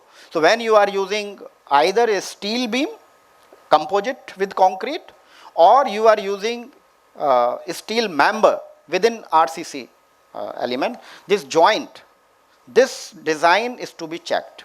And there is a minimum requirement. That's why steel plate is never advisable, because steel plate will cause very high bearing stresses, concentrated stresses below that point. So even if I have to use a steel section, use a flange section, so that the stress here gets distributed. Steel plates are never advised to use as the shear strength enhancer in case of either steel beam, steel member, steel coupling beam, or as a composite. We should use I section. Sorry? The width. There is a procedure to calculate, because we have a bearing stress limit. So we have to ensure that when this steel member is yielding, how much force it will apply, how much bearing force it will apply on the concrete here and at the back. So we should ensure that this is within limit. So there is a procedure to calculate that. Sir, coming back to that. Special literature is available. Exactly. Coming back to advisability or otherwise of releasing torsion in beams in a three-dimensional structure. See, actually, the torsions that come up if you don't release the torsion rigidity of the beams are unrealistically high, because in practice there is a slab which acts like a top flange and sort of prevents the turning of that beam, which is not inherent in the model. So the kind of torsional moments that are generated out of a 3D analysis are unrealistically high. So maybe the release approach is not very wrong, because what you also, ACI used to have this concept of a limiting torsional cracking moment, beyond which the cracks form and further torsion will not be transferred. So maybe that approach is not completely wrong. Because our code also says that if you can accept the cracking in your longitudinal beam, under gravity load, you can go ahead. But my worry is more when the plastic hinge formation will take place. So in that case, we have to ensure that the combination of the shear and torsion should not cause shear failure In the primary beam. in the primary beam. So, Yeah. keeping the torsional rigidity intact in the primary beam, but releasing the end moments of the primary beam may not be very wrong. It will be wrong in that case, because when we are providing a monolithic construction, and slab is all the more responsible for this monolithic transfer of the moment. What I'm trying to say is that the rotation of that joint is being restrained by the slab. So the kind of torsional moments you get in the primary beam due to the bending of the secondary beam from the analysis model. No, I will not mind if somebody takes into account the effect of that flange in the torsion of beam also. One can do that. So if with that we can show that it is not failing in shear, then it is okay. So we can take advantage of that. But ignoring that torsion totally perhaps will not be advisable. Not in the primary beam. I mean, if you release the... No, the torsion in the primary beam is coming from the bending of the secondary beam. So if we are providing a release in the secondary beam, we are releasing the torsion in the primary beam. And that's where I want to be cautious. Yeah, but on the other hand, the torsional moments you get out of a computer analysis completely ignore the existence of the flange and are unrealistically high. No, we can take that. If we want to take advantage of that, let us model the flange also. Actually, all our modeling is wrong. When we are modeling the beams in flexure also, we are ignoring the flange there. Actually, it will have flange, and the moment capacity of the beam is much more than what we are calculating. So moment capacity is increasing, but the shear capacity is not increasing. No. That is another confusion. Another big confusion, that the flange is effective only in compression. That's a misconception. The reinforcement present in the flange, because slab has the reinforcement, that will be effective in tension also. And what it is seen, that actually the capacity in hogging is more due to flange than in sagging. So flange is more effective in hogging than in sagging. So this Hello. unrealistic torsion only comes when you don't consider the... Where, please raise your hand, I am not able to, yes. So I was just saying that this unrealistic torsion in the analysis model only comes if you don't take the effect of slab. Like, because we generally model it like a membrane and give it a diaphragm, then only you get. And besides, if you're releasing it, then of course there will be no torsion on the primary beam itself. So if you're taking the effect of slab and not releasing the torsion, not releasing the movement, and design your primary beam for torsion, taking the effect of slab rigidity, then that is fine. I think that is the right way. I mean, we can make our model as realistic as possible, and the model should follow the actual construction. Construction and the behavior will not follow my design. My design has to follow the behavior. Hello. Hello, sir. Yeah. Hello. Agreed. So that is our responsibility. Or be conservative. See, if you don't want to increase your work, because you will not get fee for that, region is... so if you are not getting enough fee, you are not doing adequate analysis, then be on conservative side. Client has to pay more in material if he is not paying your fee. Hello, sir. Yes. Sir, here on the left side. Yeah. Sir, when we are considering rigid diaphragm, so the question that they are raising is a rigid diaphragm. So is it actually rigid or it is not rigid? That would be the That question. is given in the code, that in which case we can consider it as rigid, and in which case we have to consider it flexible. So if it is rigid, you can use simply rigid diaphragm constraint. If it is flexible, you should model its stiffness. So in this, the beam is deflecting, main beams are deflecting, we have the bending moment for the main beams. So if it was very rigid system, then... No. When we are talking about rigid diaphragm, we are talking about in-plane rigidity. In plane, yeah. So slab has two actions. Yeah. One action is in plane, in which it is combining all the nodes together, and those nodes can move in a particular rigid body mode. But beam is also there connected. So beam is also bending in plane. Yeah. But out of plane it is not rigid. Yeah. So here we are talking about the out of plane behavior where the slab will act as flange. So flange action of the slab is different. The rigid diaphragm action of the slab is different.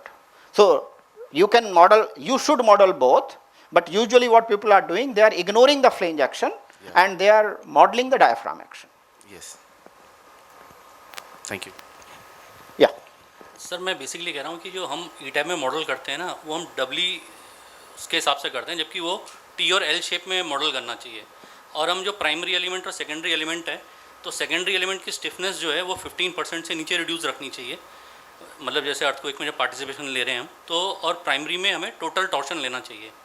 नहीं, I couldn't get 15% क्या है ये? Stiffness कम रखनी चाहिए, earthquake में उसका participation कम होना चाहिए सेकेंडरी एलिमेंट्स का. Okay, secondary element should not be larger in size as compared to primary. element. Yeah, that I agree. क्योंकि ये यूरो कोड में मेंशन्ड है पूरा. Right. Hello. Hi sir. Yeah. This is regarding the spandrel detailing like coupling beam in a shear wall system. As per code, coupling beam in a coupling beam, earthquake induced moment, shears and axial forces should be taken by diagonal reinforcement alone. In that case, the top and bottom reinforcement and the shear reinforcement, the conventional reinforcement which we provide in coupling beam, is it enough if we design only for gravity load? Only the diagonal reinforcement we design for earthquake forces. Yeah. Is that correct? That is correct. Okay. So we have to create a gravity combination for the conventional design and earthquake. I mean, we can even design gravity also with diagonal. So gravity also we can design for diagonal. Diagonal will be designed for combination of gravity and earthquake. Okay. Can, So- can a coupling beam be wider than the supporting element column? You mean coupling beam wider than the shear wall? Shear wall, yes. That is how you are going to anchor your reinforcement, because that reinforcement is to be anchored into the shear wall.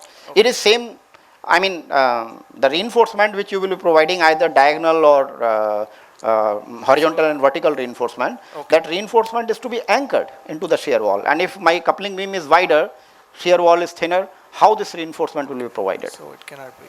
Sir, and also one more question. In a residential building where we have a transfer floor, girder beams, on which the walls are planting, can we use the conventional modifiers, property modifiers given the Yeah, code? that Can we use people it were for asking girder yesterday beam? also, and I do not have any readily available answer with me, because what I will like that the transfer girder should not yield during earthquake. Transfer girder should remain elastic. So its capacity should be more than the capacity of the element, column or beam supported on this. Yeah. If,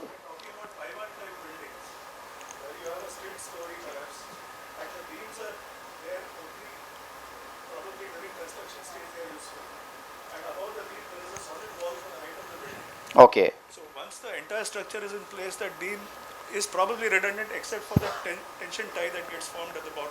So if our shear wall, that portion of the shear wall which you are talking, if it is connected to other shear walls, okay, then there is no role of transfer girder there. The forces, this shear wall will act as a flange shear wall. So issue here is not transfer. Issue here is weak story and soft story. So how to ensure that your story below is not weak or softer? That's the problem. So in my one, practically 2 or 3 projects came to me. Finally, we ended up projects going from me because we could not agree on this. That how you are going to provide the parking space, open ground story, because we want to provide my one, but we do not want to continue those walls up to the foundation. Then there is a problem. Then it will act as soft story. Sir, even by addressing soft story by providing sufficient stiffness by increasing the thickness of the walls to compensate the stiffness of upper levels, we can take care of the stiffness somehow, but the modifiers given for the huge girder beams, if we don't, if we reduce the modifiers as per code, the forces induced in the walls immediately starting after the above the beams, they are getting large shears and axial forces, the coupling beams, they are getting failed. Abnormally, we have to increase the thickness of those elements to satisfy. So what I see that in that case there is not going to be much cracking. Okay, in that this will act like a web. There are other shear walls to act like a flange. So most of the cracking will occur in those flanges. So here you can you need not to take in the web portion, you need not to take the cracked. But modifiers to be applied, right, sir, for the girder beams also? I mean, I do not, that type of system has not been studied. There is no literature. I have also not studied that. So I cannot give you a definitive answer. I am also giving my gut feeling what should be there. So there is no standard available on that, on my one type of construction. That's the biggest problem. So how those structures will really behave, that has not been studied. These systems were developed for non-seismic areas. So we have adopted those, we have started using those, but what should follow is the corresponding studies, experimental and numerical studies. That part has not been done. So for me it is difficult to give a definite answer, and I will not like to give a vague answer here that this can happen or that can Sure, sir. happen. And also one more thing, transfer slab or girder beams, which is preferable for the transfer of There is walls? nothing like transfer slab. As per the If it is slab, it can't be transferred. because in the tall buildings code, there is a definition for the transfer system. They have given transfer slab as one of the option there. So there is nothing like transfer slab. Slab cannot transfer any moment or shear. It has to be transfer girder, and it has to be stronger than the member which is connected from it. Then only it can transfer. Thank you, sir. Sir, over here. Yeah. I have question regarding PT beams. Does PT beam design for ductility or Could you please switch on the microphone? Is it switch on? Yeah. it is on? I have question regarding PT beams. PT beams. Yeah. Does PT beam design for ductility or we design for or we take it as a ordinary beam? See, PT beams you can use as a gravity system. You can't use as a earthquake resisting system, because if it is earthquake resisting system, it has to be provided with ductility. It has to yield during earthquake. That is not possible. So if you can ensure that your PT beam will not yield during earthquake, that means you can design that with R is equal to 1, or the capacity, you can protect its capacity using capacity design method. Then you can use it. But it should not be used as the lateral load resisting system. Another issue in case of PT or precast method in general is the joint, because just now I have shown that joints are subjected to very large forces, and it has been seen in the past earthquakes that in precast construction the different elements are intact, but those simply fail at the joint. So how the joint will be ensured? That so there should be wet joint and it should be reinforced. So if you have a wet reinforced joint which is stronger than the member, then you can use it. Otherwise not. Okay, sir.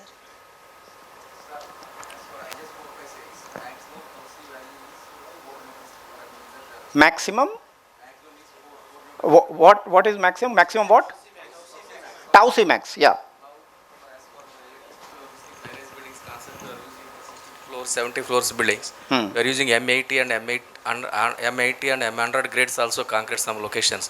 Whether that M80 grade concrete also we can restrict 4 newtons per mm square, or is there any chance to increase the? No, that is already. I am aware that IS 456 also being revised, and there we they are are. facing majority of the problems. See, M60 grade concrete, M70 grade concrete. So currently IS 456 does not cater to that. Yeah. That grade.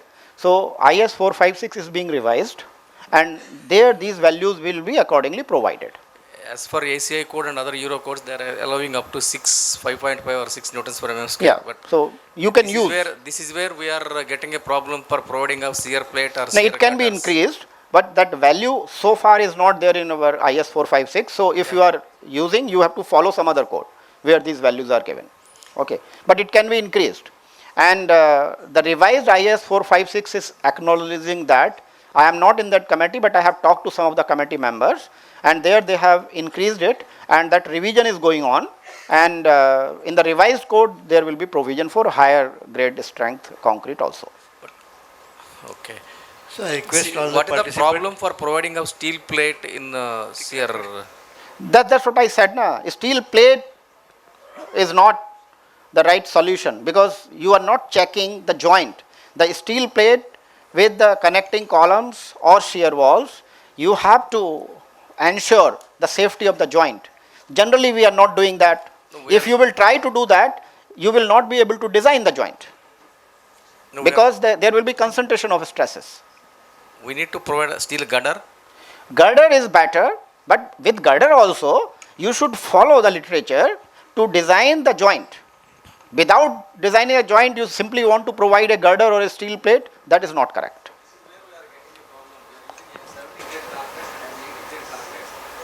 Excuse me, I request participant to ask some question during lunchtime also, because he has some schedule and he has planned certain topics to be covered. So I understand the topic is very interesting and he also likes to answer questions there and there itself. But I know. And there is a benefit of a physical workshop that you can ask on Exactly. the spot. Yeah. But at the same time, we can also follow some schedule because there is an end time defined and then he has a flight subsequent, not immediately. You please write down and also will answer subsequently. Or next time I think we can have one full day for question and answer. At the end of the day, today also, we'll spare half an hour to 1 hour on question and answer. So we can proceed with the topic. Okay, no problem. We can, what Kulkarni Sahab has said is right, but I will not mind if I do not cover my presentation. I will be more happy answering your questions.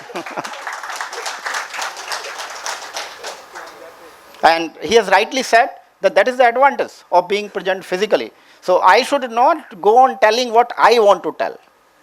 I should tell what you want to know, if I know that. If I do not know that, I will say, sorry, I have not worked on that. Okay, so should we move forward or still some questions? Where? Okay. But please do not repeat the question. Huh? Or it should be a new question.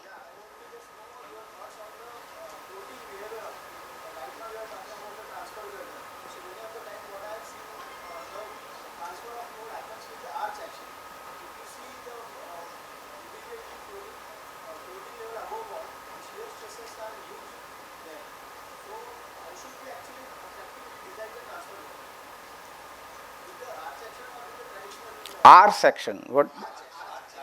Arch action. Arch action in?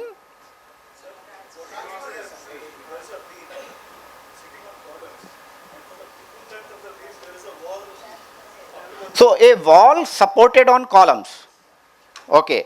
So if a wall is supported on columns, then there is a issue of, first of all, the soft story and weak story. You have to resolve that. So when you resolve that, it will become a problem of in plane or out of plane offset. You understand?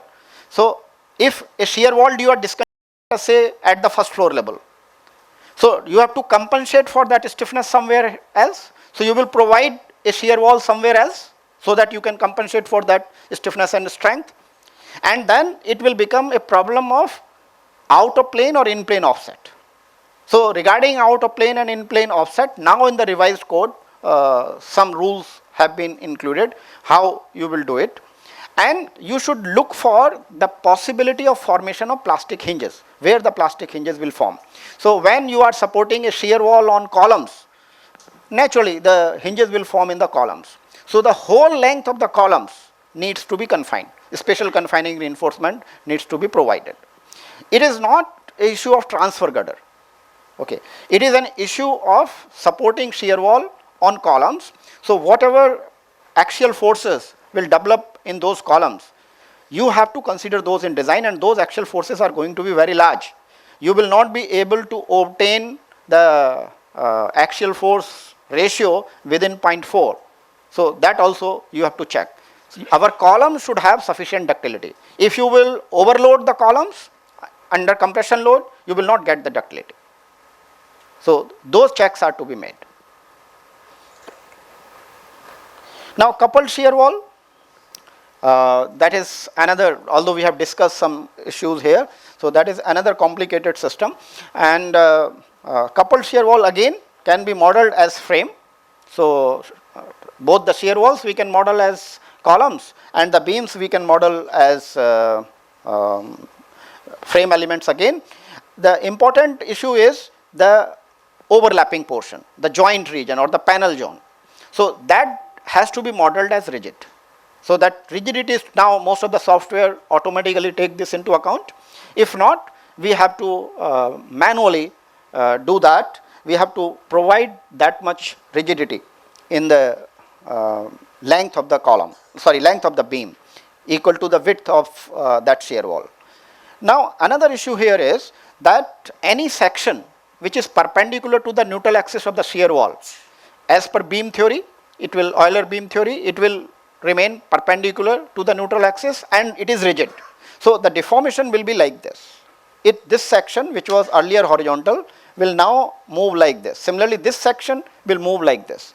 And this portion in between the coupling beam, this will be subjected to very high bending moment and shear force.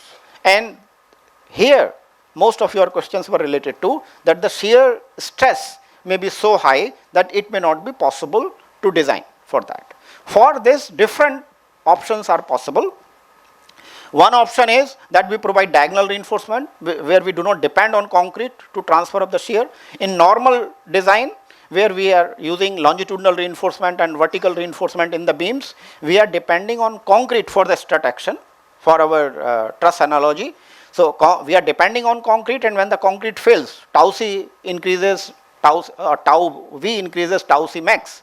Then that strut action, concrete fails in that strut action, and we are not getting the truss analogy. So there we can go for diagonal reinforcement. Other possibility is either using a steel section itself in the coupling beam or steel section embedded into RCC section. Both are possible, but in that case we have to be careful about the joint here. So that needs design, and there is, although there is no code so far which is talking about that, but papers are there, literature is available. If anybody is interested, I have a presentation also on that. I can make you available how to design that. So if you are using a steel plate for that purpose, please do design that for them. Yeah.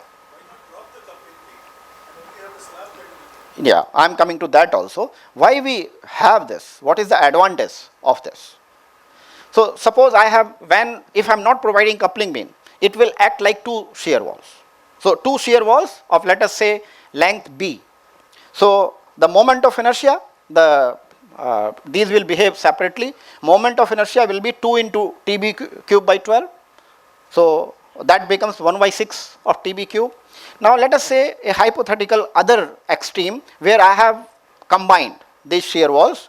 Then this will become one shear wall, width will be equal to 2b. The moment of inertia I will get equal to T into 2b cube by 12.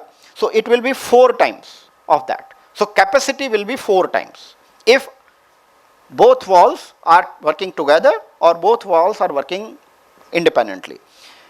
The practical situation is like this, that I am connecting them with the coupling beam. So depending on the stiffness of the coupling beam, I will be somewhere in between the two. So the bonus I am getting is not small, 4 times. I am increasing the capacity of the shear wall 4 times if I am providing coupling beams. Up to 4 times, not 4 times exactly, up to 4 times increase I can get. So providing these coupling beams has lot of advantage. That's why we go for it. That is in strength. In addition to that, I get an advantage in ductility also. So ductility is also enhanced because these are subjected to shear. RCC unfortunately is not that good in shear, but if you use steel coupling beams, those beams like we have discussed in case of EBF, eccentrically braced frame, steel can be very ductile in shear. And the same concept of fuse, I can use steel sections here and which can be removed after earthquake.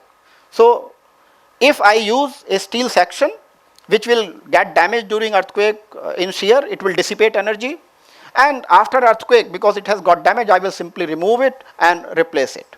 So we can take lot of advantage of these coupling beams. That's why these coupling beams are necessary. Otherwise it will act like the first case where the two shear walls are acting independently. The bending moment we can see in the shear wall, individual shear walls will be something like this as we have in the typical shear wall, and the shear force in these coupling beams will be like this. And here I have lot of flexibility. I can design my coupling shear wall system the way I want. How much force I want to transfer to the coupling beams and how much force I want to register through the shear walls, that can be decided by proper arrangement of these coupling beams. I can change the size along the height, I can keep the same size along the height. I can decide how much moment I want to transfer, overturning moment I want to transfer through the coupling beams, and how much I want to transfer through the shear walls. Okay. Then the next issue is modeling of shear walls. So two types of models for shear walls are commonly used. Either we can use finite element or we can use equivalent column. Both are equally valid. Both will give me good results. There is nothing wrong if I am using equivalent column. Okay. Because when you are using finite element, you have to be very careful. There should be sufficient meshing. Many a times I have seen the designers, they give one element on one story. The shear wall, they are not meshing at all. So just one element.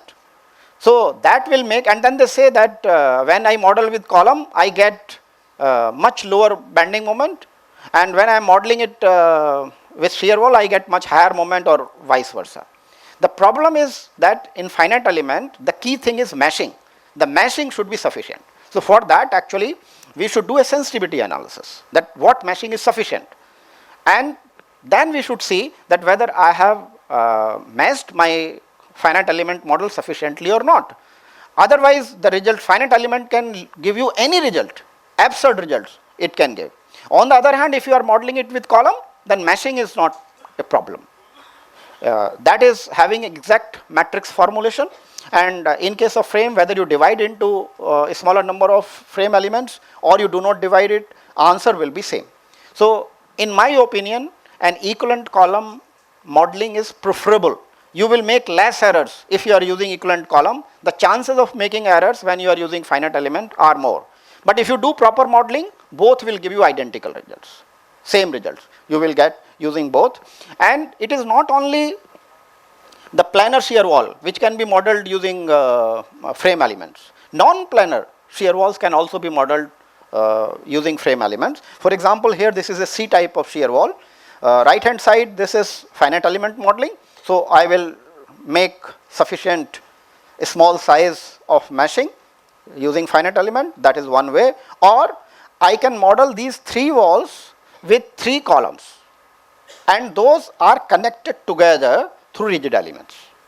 So these horizontal elements, these are rigid elements, and this is column at the center of this flange, this is a column at the center of this flange, and this is a column at the web, center of the web, and these are connected through these perpendicular rigid beams. This model will also give you the same results as you are going to get from this model. So, and computationally it is much more efficient. Yes.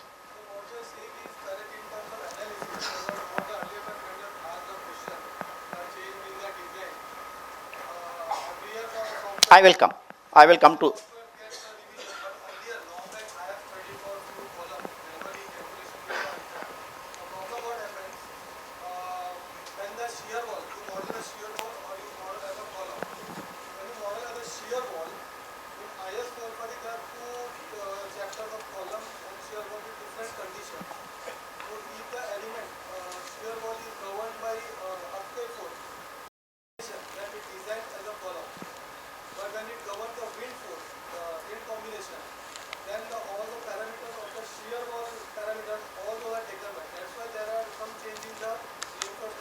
I will come to that. There is an issue how we should design.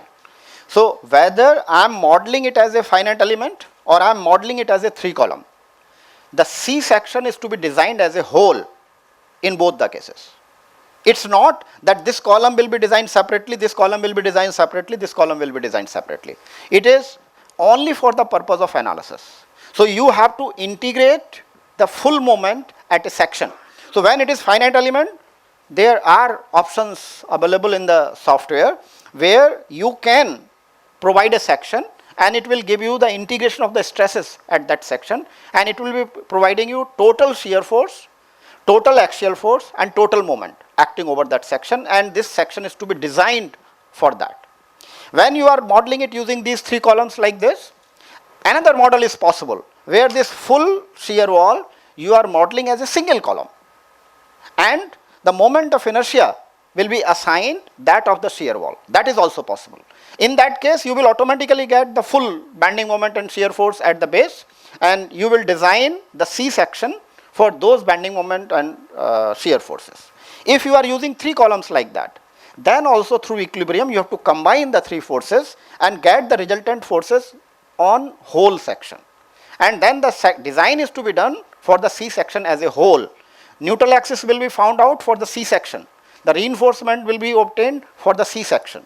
The stresses check for providing confining reinforcement, that will also be done for the C section as a whole about both the axes. So we will perform its design about wave axis as well as about the flange axis. So both are to be done as a whole. Whether I am designing it, I am modeling it, I am analyzing it with 1 column or 3 column or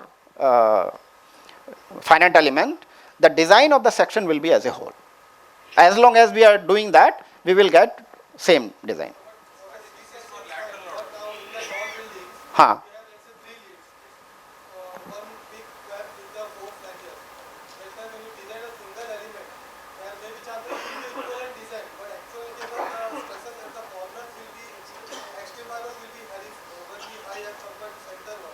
No, I couldn't get your question. You are constructing the flanges separately and web separately, that's what you mean?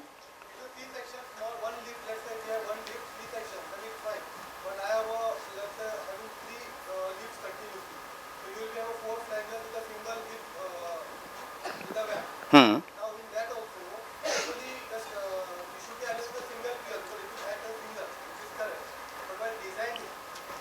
It's a single pier label. The reinforcement, let's say, each has a different value. But if I combine it, the reinforcement gets reduced because I have a combined effect. But while detailing, like we have boundary elements, we have flanges, we have webs, different types. So you mean in place of 2 flanges, if we are having, let us say, 4 flanges? Yes. That case you are talking about. So the extreme fibers have huge stresses. The internal walls may not have that. So that's true. Yeah, correct. But overall structure section is single. Analysis behavior is also same. That we have earlier also seen. Guardrails have shown everything. But while designing, if you have a single pier, the designing reinforcement shows uniformly less. Which yeah, it will. Like for example, minimum reinforcement you have to follow. In addition to that, there is no clause that we have to provide uniform reinforcement. No, not uniform, you can place your reinforcement at the location where it is most effective. For example, if it is a planar shear wall, we lump the reinforcement near the boundaries. Agreed, sir. Agreed. But there are, in such a huge section, the extreme fibers of the web where there's all connectivity is there will be huge stresses. So basically, you can say that we should at least provide 2 or 3%. But that is nowhere mentioned how much we have to provide. That is, we are doing it as boundary element. As long as it is within the minimum and maximum limit, you can provide it. There is no issue. Only issue here is, one issue is there, that is warping of the section. Because when we are doing our design, we are assuming that the plane sections will remain plane. But if it is a thin section, so if the shear wall thickness is small, then there is a problem. Then we do not know how exactly it is going to behave, because if there are number of flanges, section is thin, and when it will be bending, there will be warping of the section, and then the stress distribution you can't obtain, the strain distribution you can't use what you are using in your limit state design. That's a problem. So it is assumed that the thickness of the walls is sufficient. So minimum thickness etc. is followed. If it will be very thin wall, like we are talking of these cold formed steel structures, something similar will happen. So it is not applicable, or there will be problems when the thickness of the shear wall is small. But if the thickness of the shear wall is not very small, shear deformations are not that large, then you can design. If you put more reinforcement in the outer flanges, less reinforcement in the inner flanges, it's valid. But we have to consider the other side also. So from the requirement of the other side, all the flanges will be equally beneficial. So one small question. As Where? concerned to yeah. you're talking about the meshing of the shear walls, right? So it can be like there are 2 possibilities. Either we can auto mesh it or we should manually mesh the shear wall. For example, if I am auto meshing the wall, so for example, if a beam is sitting on the minor direction of the wall, if you switch on the mesh actually, at that particular point where the beam is resting is not meshed in the wall if I do auto meshing. So in that case, manual meshing is required for a shear wall or auto meshing is enough? See, the load get transferred via which command you will use in a particular software, that is your responsibility. Neither software takes that responsibility, nor structure takes that responsibility. Finally, you have to ensure that your meshing should be correct, whatever method you use. So whenever you are using auto, anything auto, be very careful. Cross check it, that it is behaving the way you want.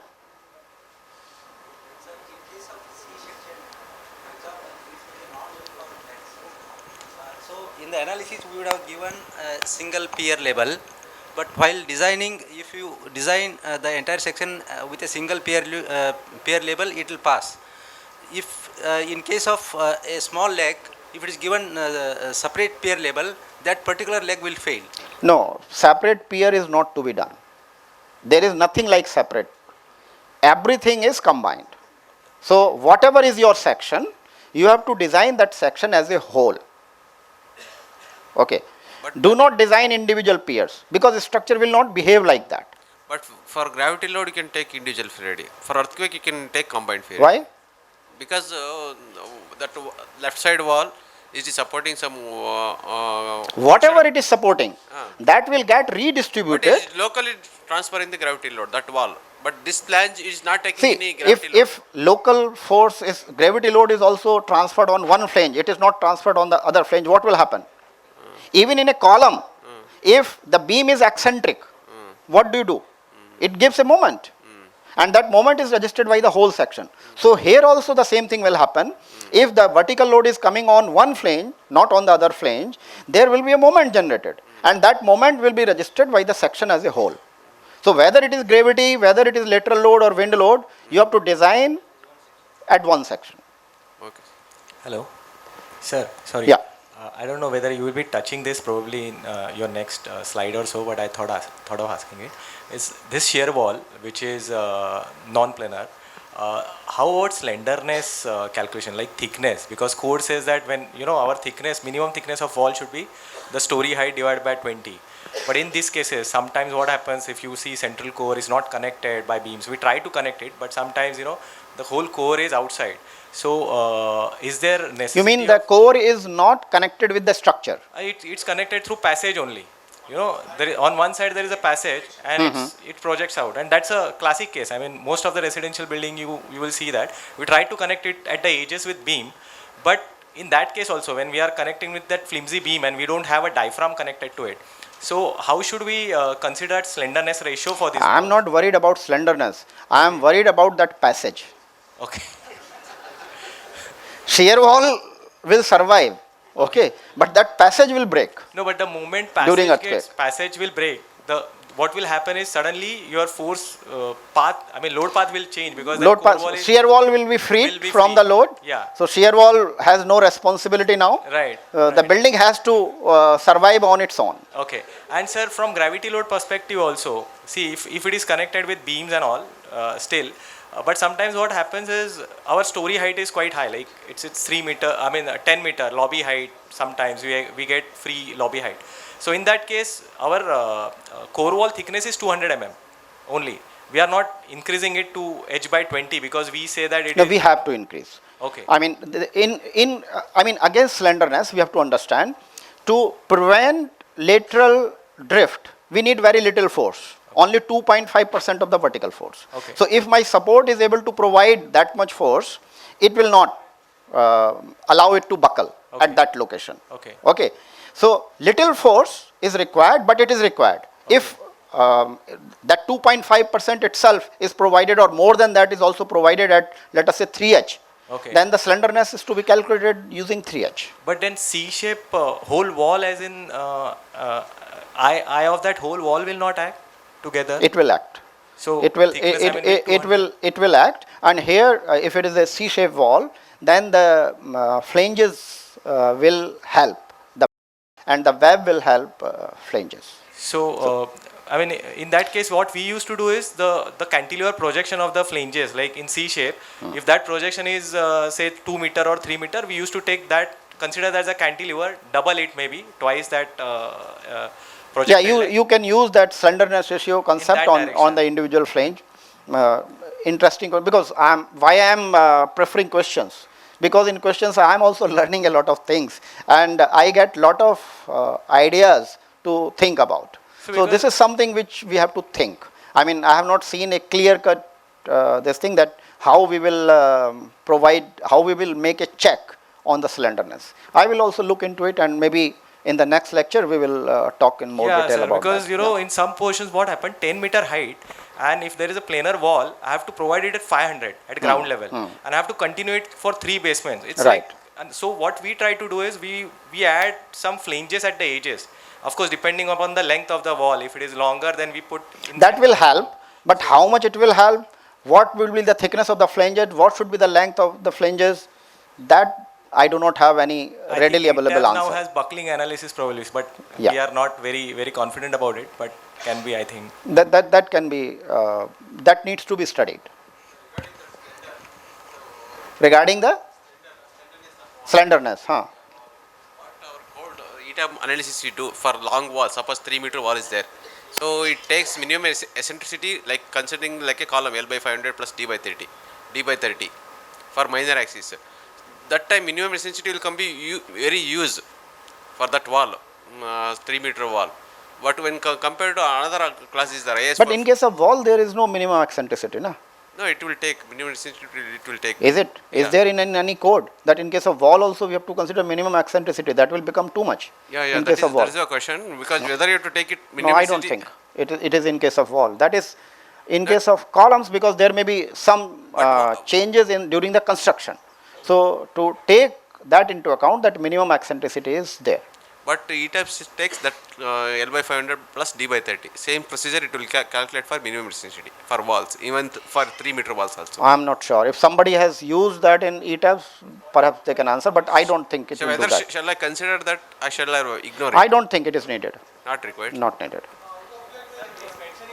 Out of plane it may be needed. Out of plane it may be needed. So you are talking about out of plane or in plane? Minor axis only. Minor axis it cannot be large. D is small. So how can it be very large? No, then in another IS for physics one for wall design class is there for calculating the minimum eccentricity. Whether should I use column minimum eccentricity or wall eccentricity class?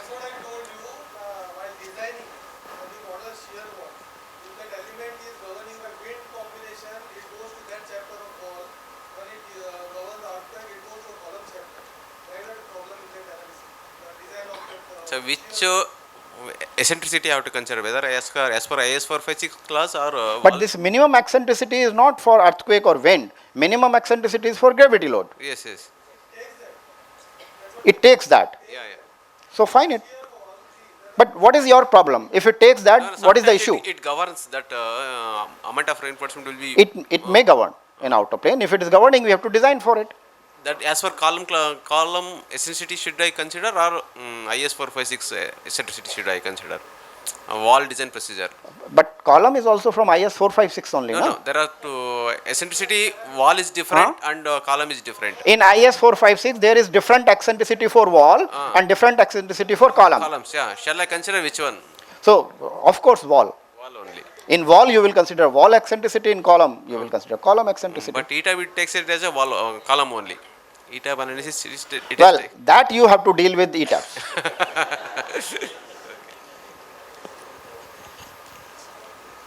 Okay, so even this type of non-planar shear wall course can be modeled using column and rigid beam model. Okay, now there is an issue in our revised IS 16700. Now it has, in the preamble they have written that the core shear wall with frame is not allowed, and only the distributed shear wall is to be allowed. So we have to understand that what is the logic behind that. So if we are having shear walls distributed in our building, shear walls are providing lot of lateral resistance, and we have to satisfy the torsional flexibility. So building should be torsionally should not be torsionally flexible. So if we are having only the shear wall core and we do not have any shear wall on the perimeter, so lateral stiffness will be higher, but the torsional stiffness will not be that high. So that's why the code is saying that this clause should not be used. But when we look at the table, there it has given perimeter frame and shear wall. So code is also not very clear what exactly, whether it is prohibiting that or it is allowing that. In preamble it is saying that that is not to be used, but where the table regarding the limitation on height is given, there it is mentioned. So it means that it is there.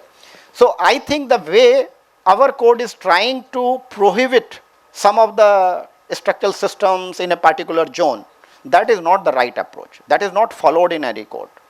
What should be there? We should define the parameters, that the torsional stiffness should be this much more than the lateral stiffness, like the torsional mode should be third mode. The difference of the torsional mode from the longitudinal mode will be like this. Because if we look at the world level, type A 101, tallest building in most seismic zone, one of the highest seismic zones of the world, and it is a frame structure for 100-story. Our code says that in zone 4 and 5, even 6-story building you can't make frame, you have to provide shear wall. So this doesn't seem to be logical. So this type of restrictions, what I personally feel, should not be there. So I will, if I am personally designing, I can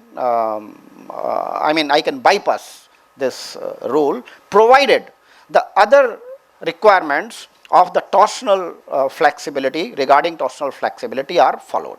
But the basis of that is that we should not have torsionally flexible building, because torsional flexibility earlier was ignored in the codes, and torsional flexibility can be disastrous during earthquake. Due to torsional flexibility, even if a small torsion is there, it can cause sequential failure of the perimeter columns. That's why the code is talking about that there should be well distributed shear walls. It should not be only core and frame system. So we are all familiar that how the perimeter shear walls are helping in developing torsional resistance. So that we are familiar, I will skip this. The other issue is defining piers in shear wall. When we are modeling using finite element, when the openings are arranged in a vertical pattern like coupled shear wall, it is easier. But when the openings are bit zigzag and we are doing finite element, then it becomes a difficult task to assign the piers separately. So if two piers are physically connected, we can't define them separate. Those are to be defined together. For example, we were talking about this C-shaped shear wall. So these are connected together. So if those are connected together physically, I cannot define those as three separate piers. I have to define them as one separate pier. In general, the vertical wall segments and the piers, those will be defined by openings. So between the vertical members, between the openings. Similarly, the horizontal members between the openings. So those will define our piers and spandrels. So whatever is the overlapping portion of the openings, that will be decided, that will be defined as a spandrel. Not this whole, but the overlapping portion. Similarly, this will be defined as a separate spandrel. This will be designed as a separate spandrel. In case of piers also, the same rule is applied. Overlapping portion between adjacent piers. This will be defined as one pier. This will be defined as another pier. This will be defined as another pier. So here these are physically separated. So those portions which are physically separated through openings, those you have to define as different piers, not same. On the other hand, if those are physically connected, you can't divide them. I cannot have an imaginary partition here and define this as one pier and this as another pier. That type of definition is not correct. Then another important issue which I would like to highlight is out of plane behavior of the shear walls, especially relevant to our country where we are providing thin shear walls. The so-called 230 mm shear wall is also thin shear wall as per the definition of ACI 318. So usual thickness is 500 millimeter or more when we are talking about the shear walls. So that is shear wall. In case of tall building, that is going to be the shear wall. So if 150 shear wall is not a shear wall. Yeah, code is also made by us now. But we have to compare what is the practices being followed world over and what has been the experiences. So shear wall buildings were relatively recent as compared to moment frame buildings, and their behavior during earthquake was not known. Recently, we have learned the behavior. So problem with thin shear walls is this, what we are, there is crushing of concrete and there is buckling. So shear wall buckles. This 150 shear wall will buckle in out of plane. Another related problem is that we had defined shear walls as the planar elements, and let's not talk about out of plane moment at all. So we have to take into account the out of plane moment, especially when you have the beams connected in out of plane. So shear wall is also to be designed using biaxial axial force bending moment interaction. So P M1 M2 interaction curves are to be used like we use in columns, and in that sense I said that there is no difference in columns and shear walls. Both are to be designed for biaxial bending. So shear walls, even if these are planar shear walls, these are to be designed for biaxial bending, and in biaxial bending the thickness is small. That will govern the reinforcement which we are going to provide on the face of the shear wall, and a minimum shear wall thickness is to be followed. Different codes have those criteria, ACI 318. I have seen that with that criteria also, which is given in the code, the thickness comes out to be small, not large. But practically what the shear walls people are providing in Europe and American design, those thickness of the shear walls are much larger than the thicknesses of the shear walls we are using here.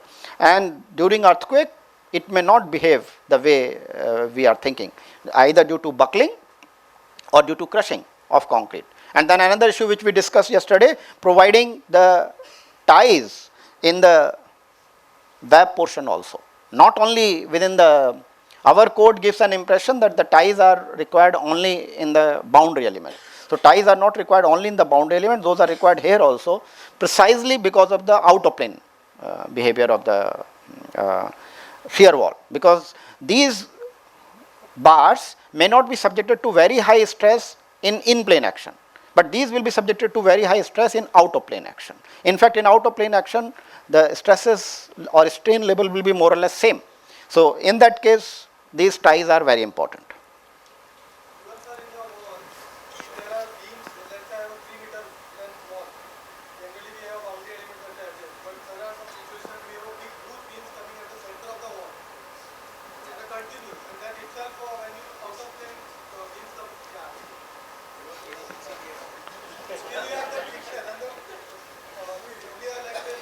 Two criteria are to be satisfied here.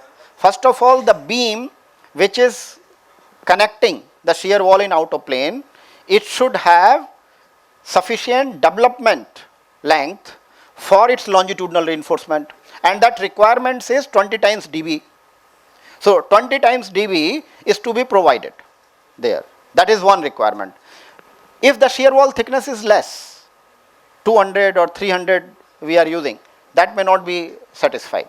So in that case, we have to provide either a vertical element or a horizontal element like this, or both, so that that criteria is followed.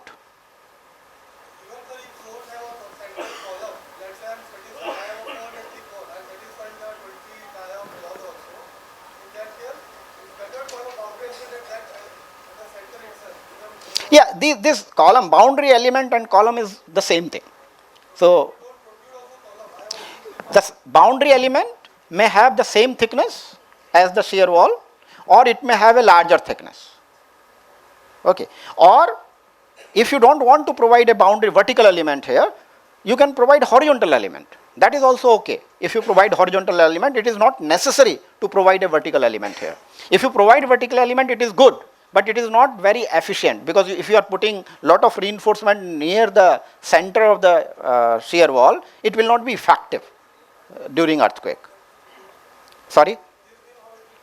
This beam will be monolithic with the wall, and what it will do, it will get the moment from this perpendicular beam in the form of torsion, and it will transfer that to the wall in out of plane action. thing is that it will get sufficient length to transfer this torsion to the shear wall, and it will provide adequate anchorage to the longitudinal reinforcement of this perpendicular beam. Then ACI 318 has very clearly mentioned now that the shear wall is to be designed as a biaxial element. So no more modeling of the shear wall using plane stress element. Some of my classical friends, they talk that shear wall, you don't need shell element, you need plane stress element.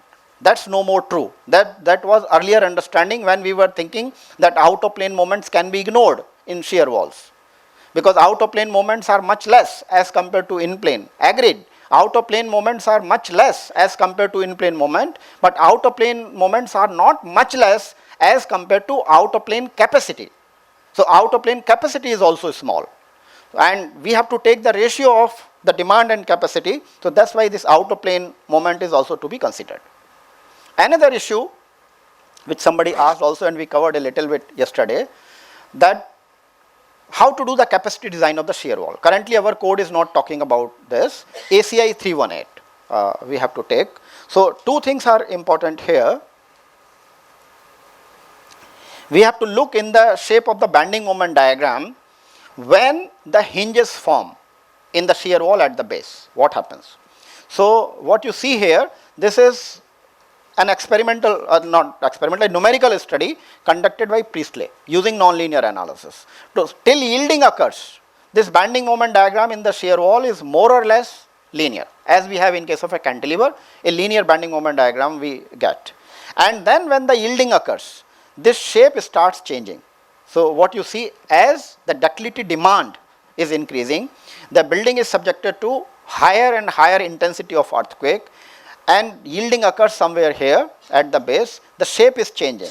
And you can see this shape changes so much that the bending moment at the mid height becomes same as the bending moment at the base. And in that case, usually the capacity here will be much less. So we can see that a second hinge can form here. There is a possibility of second hinge formation in the middle of the shear wall. And if you have not provided ductile detailing, like we were talking that bottom few stories we will provide ductile detailing and upper stories we can skip in case of. So if the hinge forms here and it is brittle, there will be failure. There will be brittle failure. It will not be able to survive the earthquake. So to avoid that, both Eurocode and ACI 318, they have come out with the capacity envelope for moment as well as shear force, which are to be used in case of shear walls.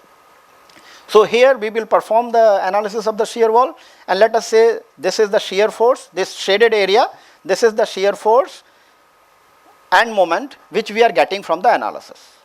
And when we design this, the capacity may be higher, there is some hidden capacity, and we may provide some additional reinforcement. So this is the provided, this MPR is the provided capacity, moment capacity at the base. So the shear force and the bending moment diagram which we will use, that will be amplified by these two factors, capital omega and small omega. So the shear force for which I have to design is to be multiplied by this capital omega and small omega. Capital omega is the over strength which I have provided. Small omega is to take care of the change in the shape of the bending moment diagram when it will be subjected to dynamic loading post yielding. So this VU which is coming from analysis, that is to be amplified by these two factors, and upper limit is up to 3 times VU.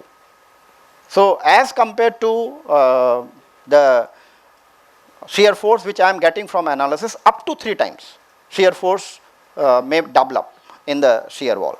Values of capital omega is given in ACI 318, and it depends upon the slenderness ratio of the shear wall and the provided capacity. So if the slenderness ratio is 1.5, that means it is flexural shear wall, then it will be governed by the ratio of the flexural capacity which we have provided.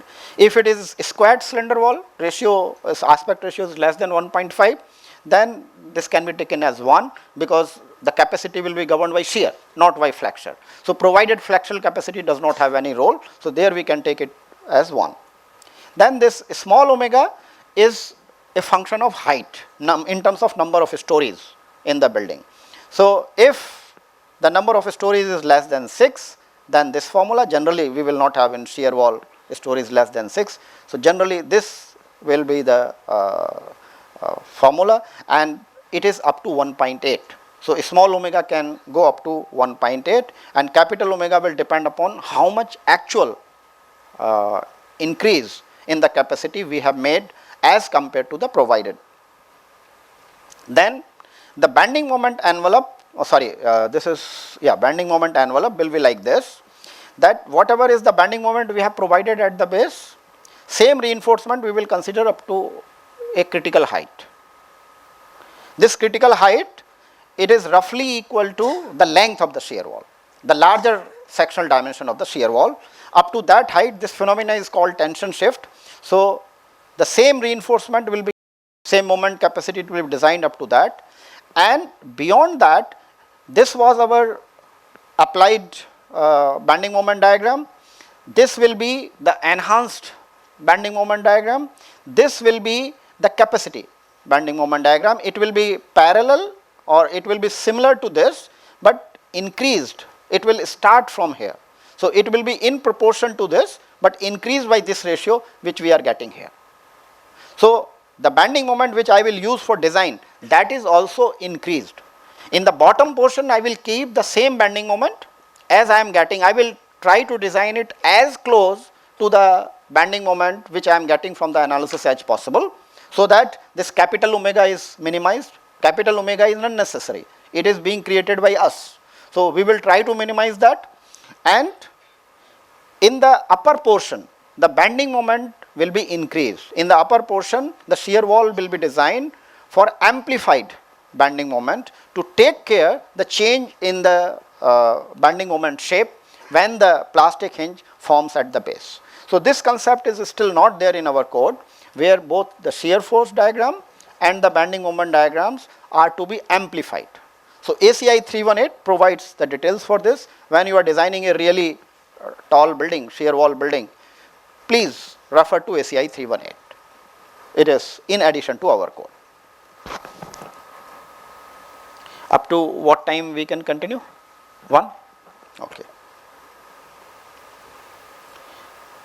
These are other important detailing aspects which are missing in our code, available in Mohile's book, and not even there in ACI 318 to full extent, but these are some of the issues which may miss. One such issue is this panel zone. So when we are having shear walls, and those shear walls are connected either by an outrigger or by a grade beam or transfer beam or a basement shear wall, then this portion which is overlap of the basement shear wall and the vertical shear wall, this will be subjected to very high shear stresses, and this needs special care. So if we are using an outrigger, then this overlapping portion of the outrigger and the shear wall, if we are having basement walls or the shear wall originating from the basement wall, then this overlapping portion here, this needs special care. It will be subjected to very high shear stresses, and the mechanism we can understand here. If we are applying load towards right, let us say, this end of the shear wall will be subjected to tension, this end will be subjected to compression, then this will be subjected to tension. So left side is subjected to tension, right side is subjected to compression, and vice versa. So this middle portion here, this will be subjected to very high shear forces. Similarly here, when it is bending, the left side will be subjected forces upward, the right side will be subjected forces downward, and due to that also this portion will be subjected to very high shear forces, and special reinforcement detailing is needed. Two types of detailing check is there. One check is that we design this panel zone with a grid of reinforcement. So whatever shear force we are getting, that shear force we try to resist by a grid of reinforcement. So horizontal and vertical grid we have to provide in that overlapping portion. not within the shear wall. There we will be designing for the shear force. Outside the shear wall, that portion becomes critical, and there we have to provide this grid, or there is an strut and tie type of arrangement. We can model it using strut and tie, so that there is a band of horizontal reinforcement and band of vertical reinforcement, and this concrete element, usually this will not be adequate to take that compressive force which will come from this strut and tie model. For that we have to provide this mesh type of reinforcement with horizontal and vertical arrangement of bars. Sorry?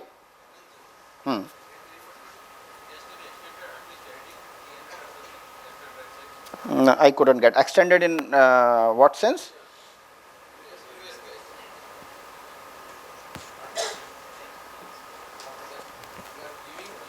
In the panel joint, grid reinforcement you have to be provided, correct? Right, right. That away from the panel joint, how much I have to extend it? Okay, you are saying that inside the wall, how yes, much yes. we have to go. Okay, so in the wall you are already having a boundary element here and a boundary element here. So it is to be provided between these two boundary elements. So this mesh reinforcement is to be provided within the two boundary elements. So that force will be transferred through boundary elements. You need not to take it beyond the boundary elements. Within the boundary elements you have to provide it. Okay. Like it is shown here. So this is the reinforcement of the left side wall boundary element. This is the reinforcement of right side wall boundary element. And in between you have to provide this mesh reinforcement. Yeah.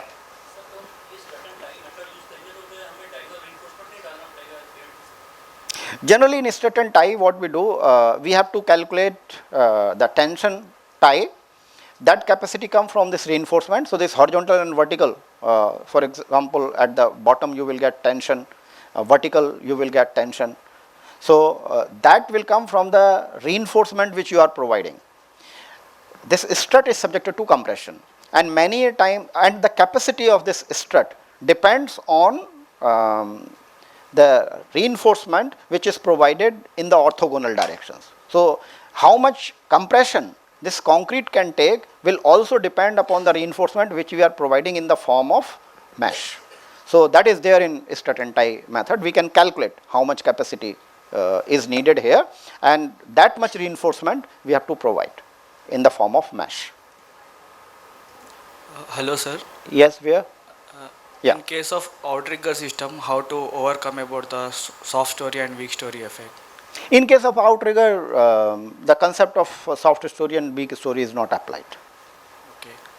So code has clearly said when defining soft story and weak story that it will not be applicable in case of outrigger. Any specific reason for that? Okay. See, what is the problem of soft story and weak story?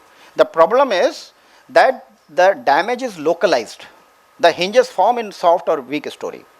So that damage is localized, and when the damage is localized, to dissipate that much energy, the damage has to be more.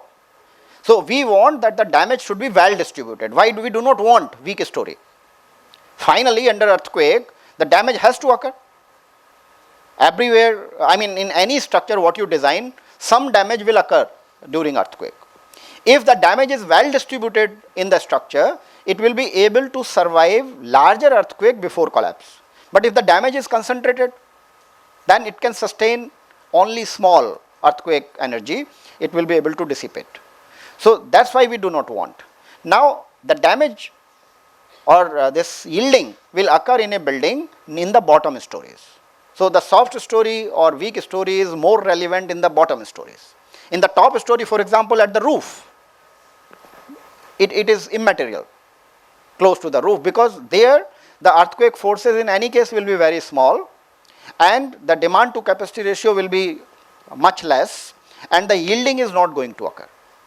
So outriggers we are providing much higher, not near the base, but much higher, in the generally at the top or somewhere in between, above mid height usually. So in that portion we are not having yielding of columns. So that's why the soft story issue will not be there. Okay, thank you. Any other point? Sorry?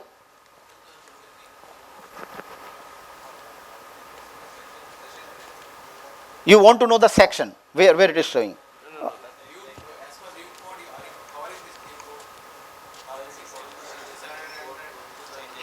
Sorry?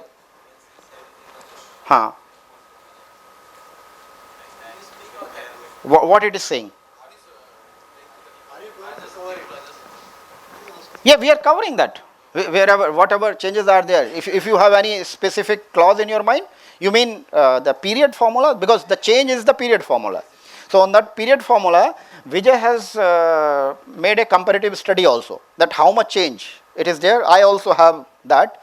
But we are going with your speed. So where we will reach, I do not know. What I will cover, I myself do not know. So, but whatever we will cover up to your satisfaction. Everything is important. Okay. So, in outrigger system, we have a core. It is core and outrigger system. We have a core. And how does it work? It works on the same principle which we have discussed in the morning, that we are transferring the bending action into axial action. So, if I have a core alone and there is no outrigger, but there are frames connected with this shear wall. So what will happen? These beams will deform. These beams are flexible and I will get a deformed shape like this. But suppose I extend this rigid section on both the sides, something like this. I make the top rigid.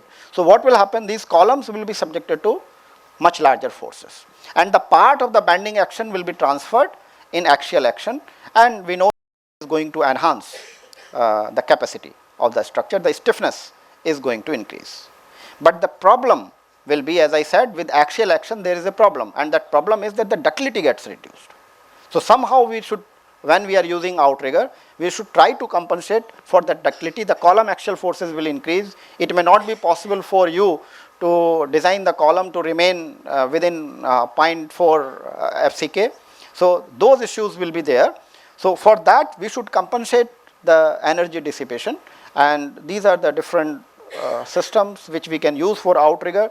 And what is suggested is that in addition to this outrigger, or rather in place of this outrigger, if we can use an energy dissipation system, here this is BRB is suggested.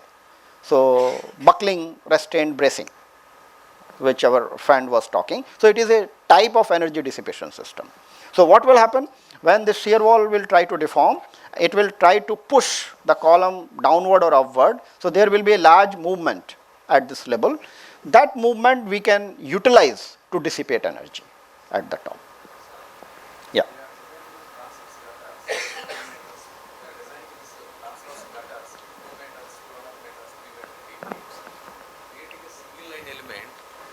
Single line, we are designing a transverse gutters of 2 meters, 2.5 meters, 3 meters sometimes depending on number of floors. For that transfer gutters, for creating a single line element, above walls or above members are getting huge amount of forces. If you are creating that transfer gutter as a cell element, where force distribution is very good, whether we can do cell element or we can do as a line element. So if you do frame element modeling also correctly, that means you can represent the transfer gutter by a line element along its center line, but the joint portion you make rigid. Okay. Okay, then both the models will give you the same results. Whether you do it using shell element or you do it using frame element, if you have taken care of the modeling of the joint region, then you will get the identical. Cell element also we can do it. Yeah, cell element is in fact more accurate method. Okay. So in any case, when we have this type of planar elements, so basically the frame elements have been developed for skeletal elements, skeletal structures. But when we have 2D or 3D structures, finite element we have to go. Okay. So finite element is preferable, but finite element requires more caution. Why I said we should go for frame element? Because the chances of making error there are less. The chances of making error in finite element are more. So that's why I suggested. But that's another possibility, that because when you are using finite element, the number of degrees of freedom is very large. and it may not be possible to analyze the whole structure with such fine meshing. So in that case, what we can do, the global analysis we can do using frame element, and once we know the forces, we can make a substructure model with finite element with more details. Those forces which we have obtained from a skeletal model or the frame model, we can apply there, and we can do the local analysis in more details. That's another approach.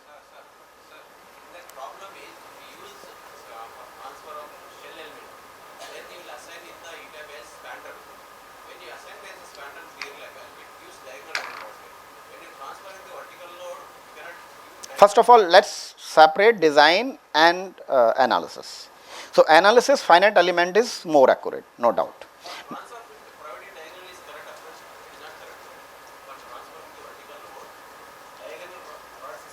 No, transferring the diagonal is to be provided when your element is failing in shear.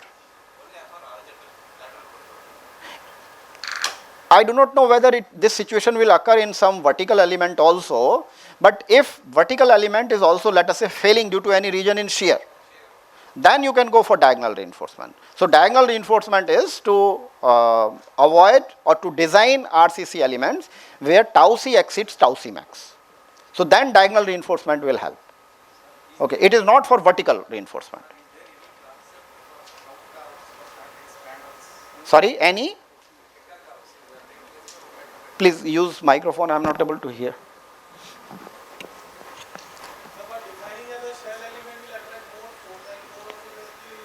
No, that's what I said.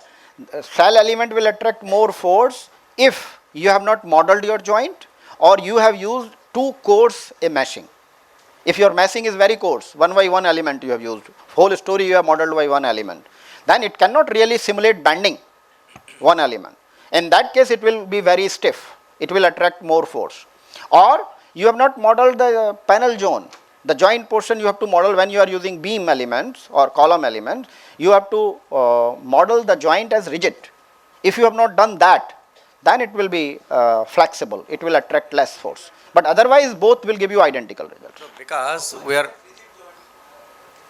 two ways, either use offset command or assign a separate member, assigning its stiffness larger. The first approach is preferable because second approach gives rise to numerical instability in some cases. some of the columns we are taking as a peripheral as a bigger columns, 2 meter by 2 meters, 1.5 by 1.5 meter, 3 meter by 3 meter columns. We can connect with the spandrel elements with the peripheral or belt elements. You can. For giving of stability to the structure. You can. Okay, but spandrel will be effective only if it is rigid. Yeah. Okay, so if the span is too much, then spandrel may not be effective. No, so that you have to check how much advantage you are getting. Span to depth ratio you are maintaining within less than 4 only. Okay. We can connect spandrels for columns also? Yes. It is for peripheral columns only. Yes, peripheral columns. So like in this case, yeah.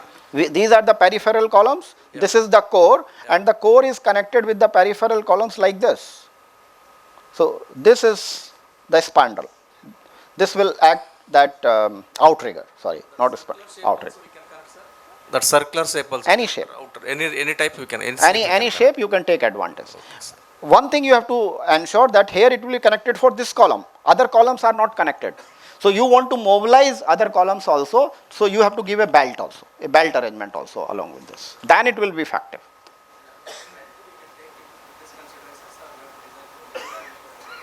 Sorry? Again, please provide the mic. I am not able to hear.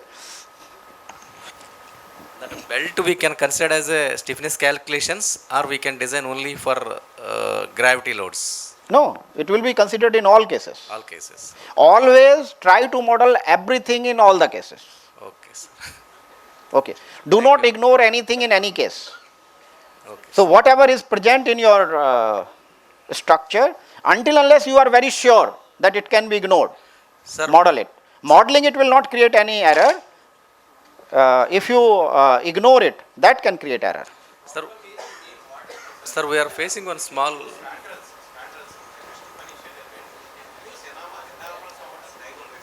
Of course it will. If you want to transfer so much of shear, you can't purchase anything for free. You have to pay the cost. If you are taking advantage of perimeter columns, you have to pay something.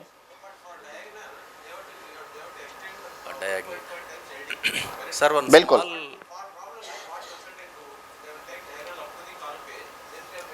Are you not a consultant? He's not a consultant, he's a peer reviewer. Huh? So you follow correct, forget about others, what they do. Sir, one small.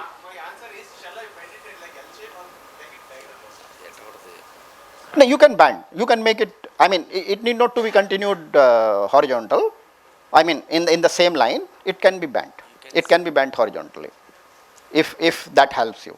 Sir, small question. Some of the buildings we are facing as a rigidity cracks because lower level basements we are providing as a big shear walls at for floating of higher rise structure. Lower level basements we are providing as a 400 by 600 beams, 450 by 600 beams, 750 beams. Because of shear wall rigidity is very huge. Beam column junction we are observing some of the rigidity cracks. How to eliminate those cracks? Rigidity cracks? Yes. What is that? Can you elaborate? Huh? See, shear wall is very used for 600 by Shear wall, you mean the retaining wall around the... Not retaining wall. Huh. Core walls only. Core wall, okay. So shear wall is huge. And next beam is connecting from shear wall to another column is a small beam with 300 by 600, 300 by 450 like that. Okay. Those beams we are getting some of the cracks. You have seen that practically? Practically, yes. Practically there are cracks. Yes. Okay. Those beams which are connected to the shear walls, those beams are having cracks. Yes. Okay. Close to shear wall, near to shear wall. At the face of shear wall only. Right.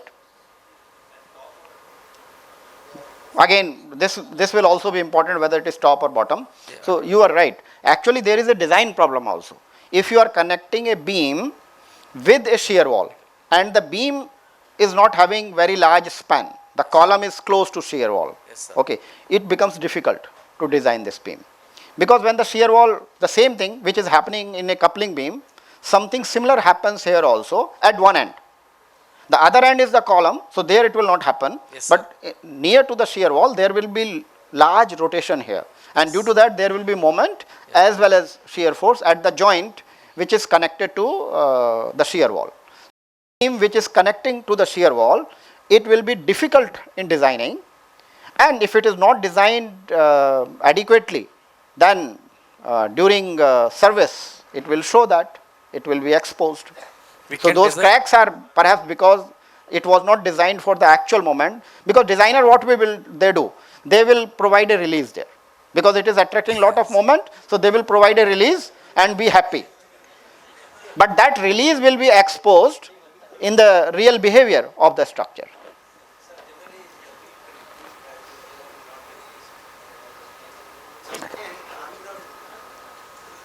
Generally, beam connecting to the shear wall, generally it's not released.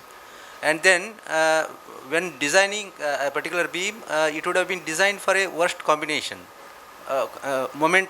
Forces from the worst combination. Where is the question of the large rotation of shear wall causing the cracks in the beam?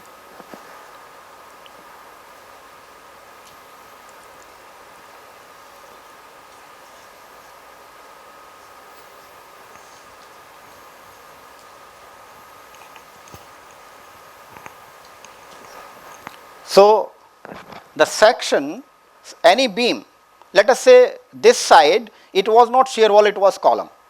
Even then, this side, which is connected to the shear wall, this will be subjected to large rotation. Okay, so here there will be, because it is connected to the shear wall and shear wall is deforming like this. Plane sections remain plane. So this beam which is connected at this end, it will be subjected to this much deformation and rotation. And due to that, very large bending moment and shear force will develop in any beam which is connected to a shear wall.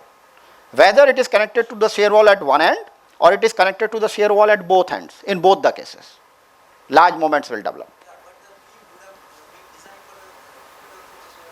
If it was not released, but if you have released it, then it is not designed for that.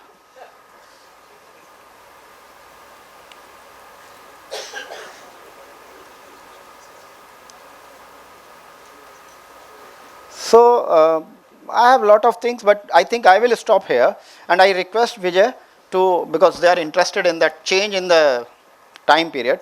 So let's take 10-15 minutes. You will be able to explain 10-15 minutes how much difference it is making, the change in the period formula. So what difference it is reducing the design forces. So how much reduction we are getting? Yes.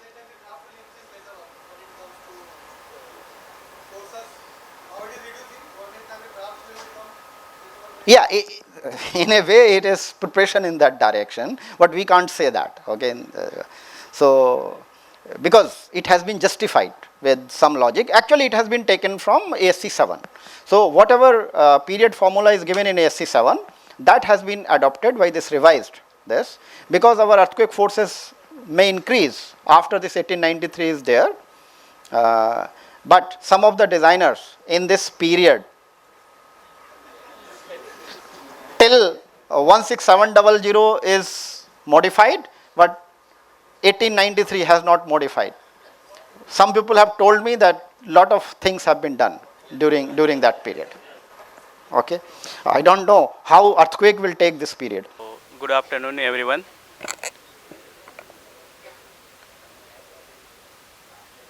So, as per new revision, I am.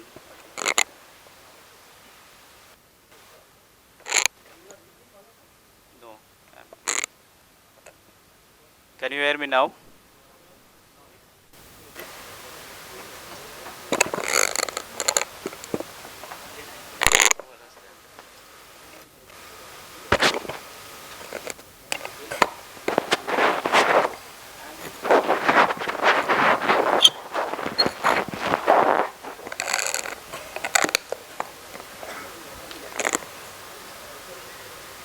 I hope I am audible now.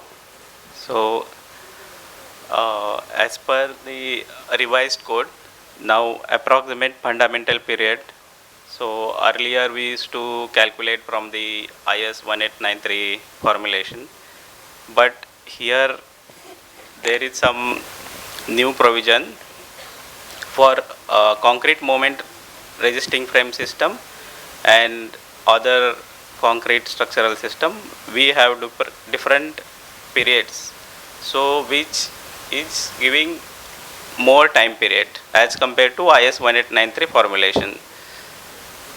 But here what code is saying, this can be only used for building above 50 meter, and we have to calculate the analytical period in the software, where we have to consider all structural properties, inherent stiffness through rigorously validated structural analysis.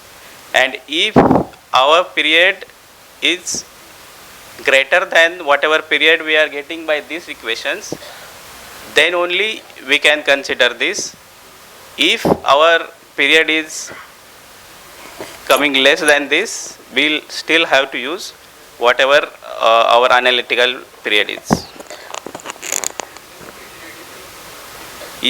1893 is there, so that is further, if it is between these two, if analytical period is between the 1893 formulation and 16700 whatever is given, if it is coming in between that, then we have to use that. If it is more than this, then we can use that.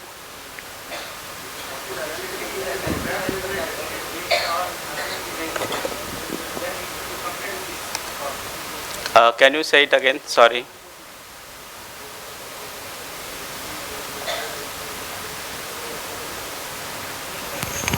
Initially, the time period should be calculated based on 1893. Then it should be compared with this value. Yeah, so if your building is more than 50 meter, yes, then you can use this, but at the same time you have to calculate your time period as per like models, rigorous analysis you have to do. And if you, by analytical model, if your period is greater than this, only this, only in that case you can use. Otherwise, anyway we have to follow 1893. Correct. Now, if the building is more than 50 meter high, So can you ignore the formulas given in 1893 and go with this formula? No, And we cannot. We cannot. That's what I am trying to ask. Yeah. So this should be read in conjunction with 1893. Yes. Yeah. Thank you. Since this like formulation is provided for two types of systems, moment resisting frame and the other structure. So I am just presenting here the moment resisting frame and like a dual system. And again there are limitation on the height with particular type of structural system. So with moment resisting frame in zone 2 we have a limitation of 70 meter. So only 8 story and sorry, that is typo here, but that is 10 story and 20 story building. So this is for the new code, that is draft code as per IS 1893 2023 and 16700 2017 means old version. So if we consider that, what it means, that we are not taking advantage of that time period here in this, and we are considering IS 1893 2023. So in that case, for 10 story and 20 story, this base shear we are getting like 3.71 and 2.21. Similarly, now if we consider the benefit of longer time period, then our base shear values are like 2.53 and 1.5. This 1.5 is the minimum base shear requirement that is given in the code in 16700 up to 120 meter. We have a separate set of minimum values, and above 120 meter we have different values.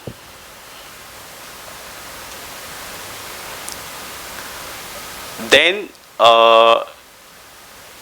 we consider old code, means like current 1893 2016 code. So we are getting for 10 story it is 2.79 and 20 story it's 1.66. Similarly, considering the benefit of long period, then we are getting this number 1.9 and 1.05. So now if we compare, so the first is like old code and the old tall building code and new means draft code 1893. So that is first column. Then second is the recent revised 16700 and new code, seismic code. And in third and fourth we'll have the old or like current 1893. So here we can see the comparison. So if we consider the draft code, so then there is like 32% reduction we are getting in both the story, 10 story as well as 20 story. And even if we consider old code like current seismic code 1893 2016, so there also we are getting like 32 or 37% reduction. Similarly, this was for zone 2. If we are considering zone 3,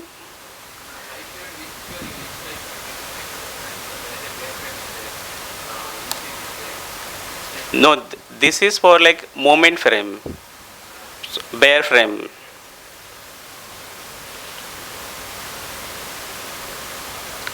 Then zone 3, those similar calculations has been done for the zone 3.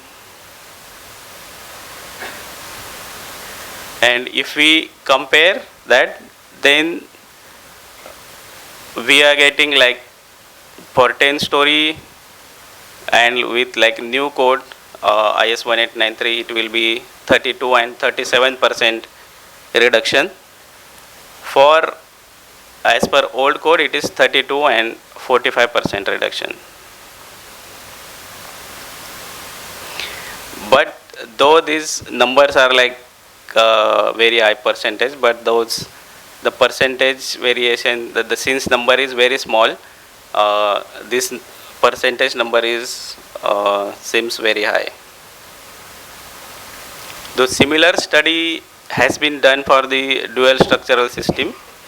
So in dual structural system, we can have this structural system up to 250 meter. So this study has been performed for 10 story to 70 story with 10 stories increment. So for 10 story maximum, we are getting 5.8%, and minimum for like 70%, we are getting 1.5, and from 40 story, our minimum shear starts governing, base shear starts governing. So similarly, for the like considering the revised time code time period formulation, we are getting this number. So again, this is with 2016 version. So if we compare this, so we can see the as per old means like current seismic code, the reduction is 29%, 15%, and 6%. And after 40 story, since the minimum shear is governing, so we are not getting benefit. For the old code, we can see, so there is 41% reduction, and for the 70 story, the minimum shear is governing. So for up to 60 story, we are getting 7% reduction. So we can directly jump on the comparison table for zone 3.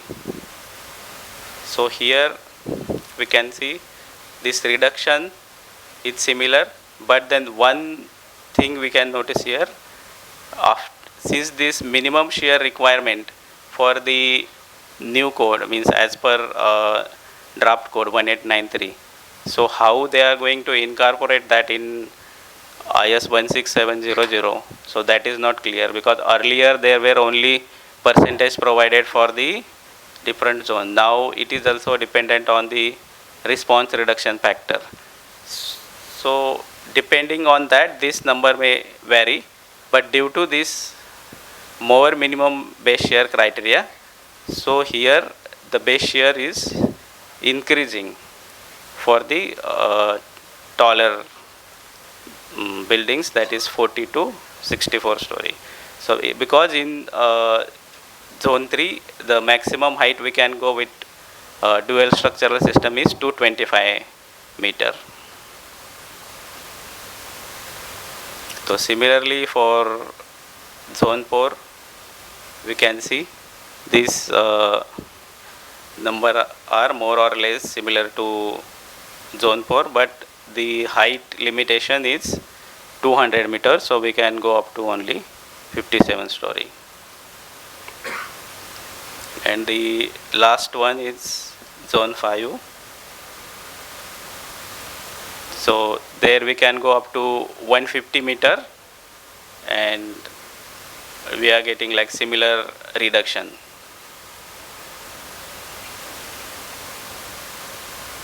Thank you.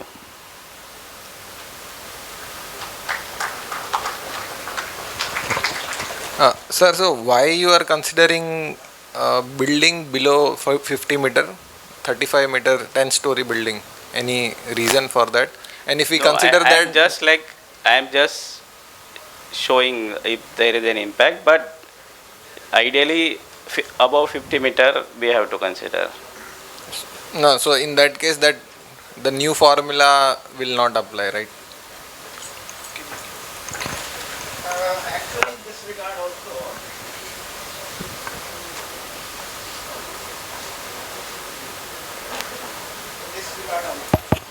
Also, there is a confusion. So, which code will prevail in case of conflict? IS 1893 or 16700? So, as long as other codes are concerned, the CD39, because I am member of CD39, so I can talk about CD39. So, CD39 had this approach that we will prevail over IS 456, IS 800, everything. But IS 16700 has the privilege. That is the only committee which says that it is to be followed 50 meter plus. But if you use it for lower than 50 meters also, it is good. You can make your buildings better. I don't know how you can make those buildings better, because 16700 is allowing you to design for lower. So if one uses that clause of 16700, which it said that you can use it for less than 50 meters also, then this comparison will be valid in that case. So that issue is not resolved. Which code will have hierarchy, 1893 or 16700? That issue, because now there is a conflict. So either this conflict of the period is to be resolved, IS 1893 also has to change it in line with 16700, or 16700 has to change it, or a priority is to be decided, hierarchy is to be decided, that which code will be prevailing.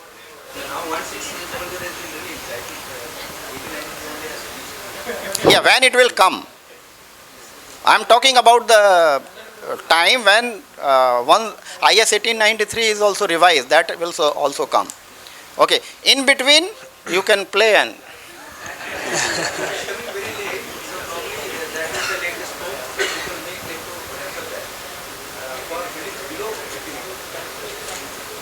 no, I couldn't get your question. Yeah.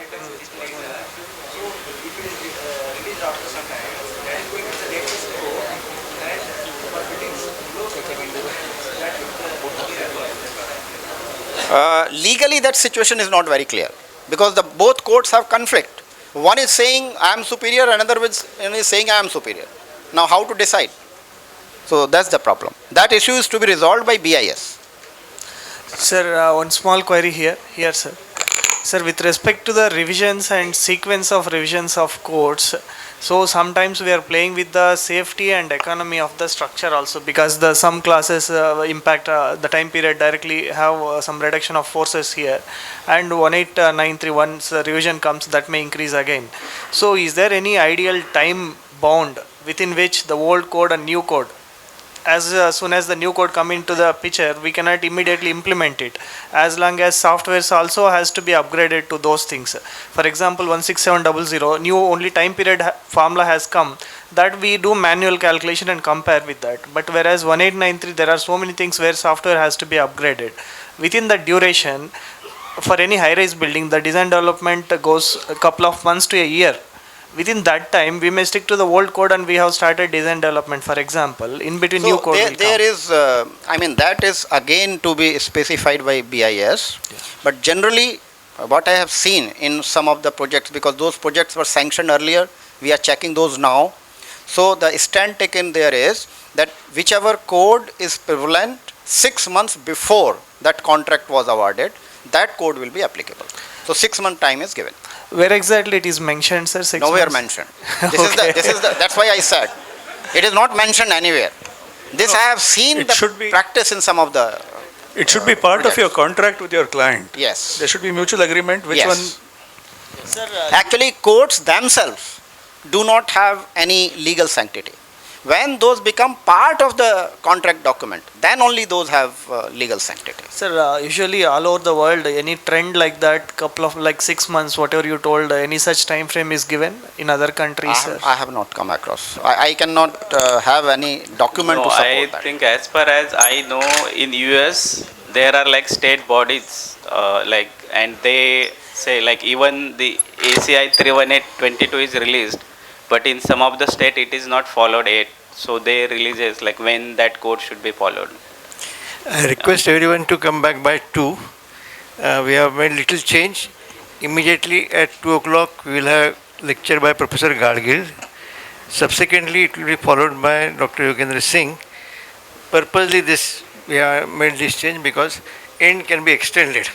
So we are otherwise closing at 6. You can carry on till the time he is there, 6:37. Okay. Have a good lunch.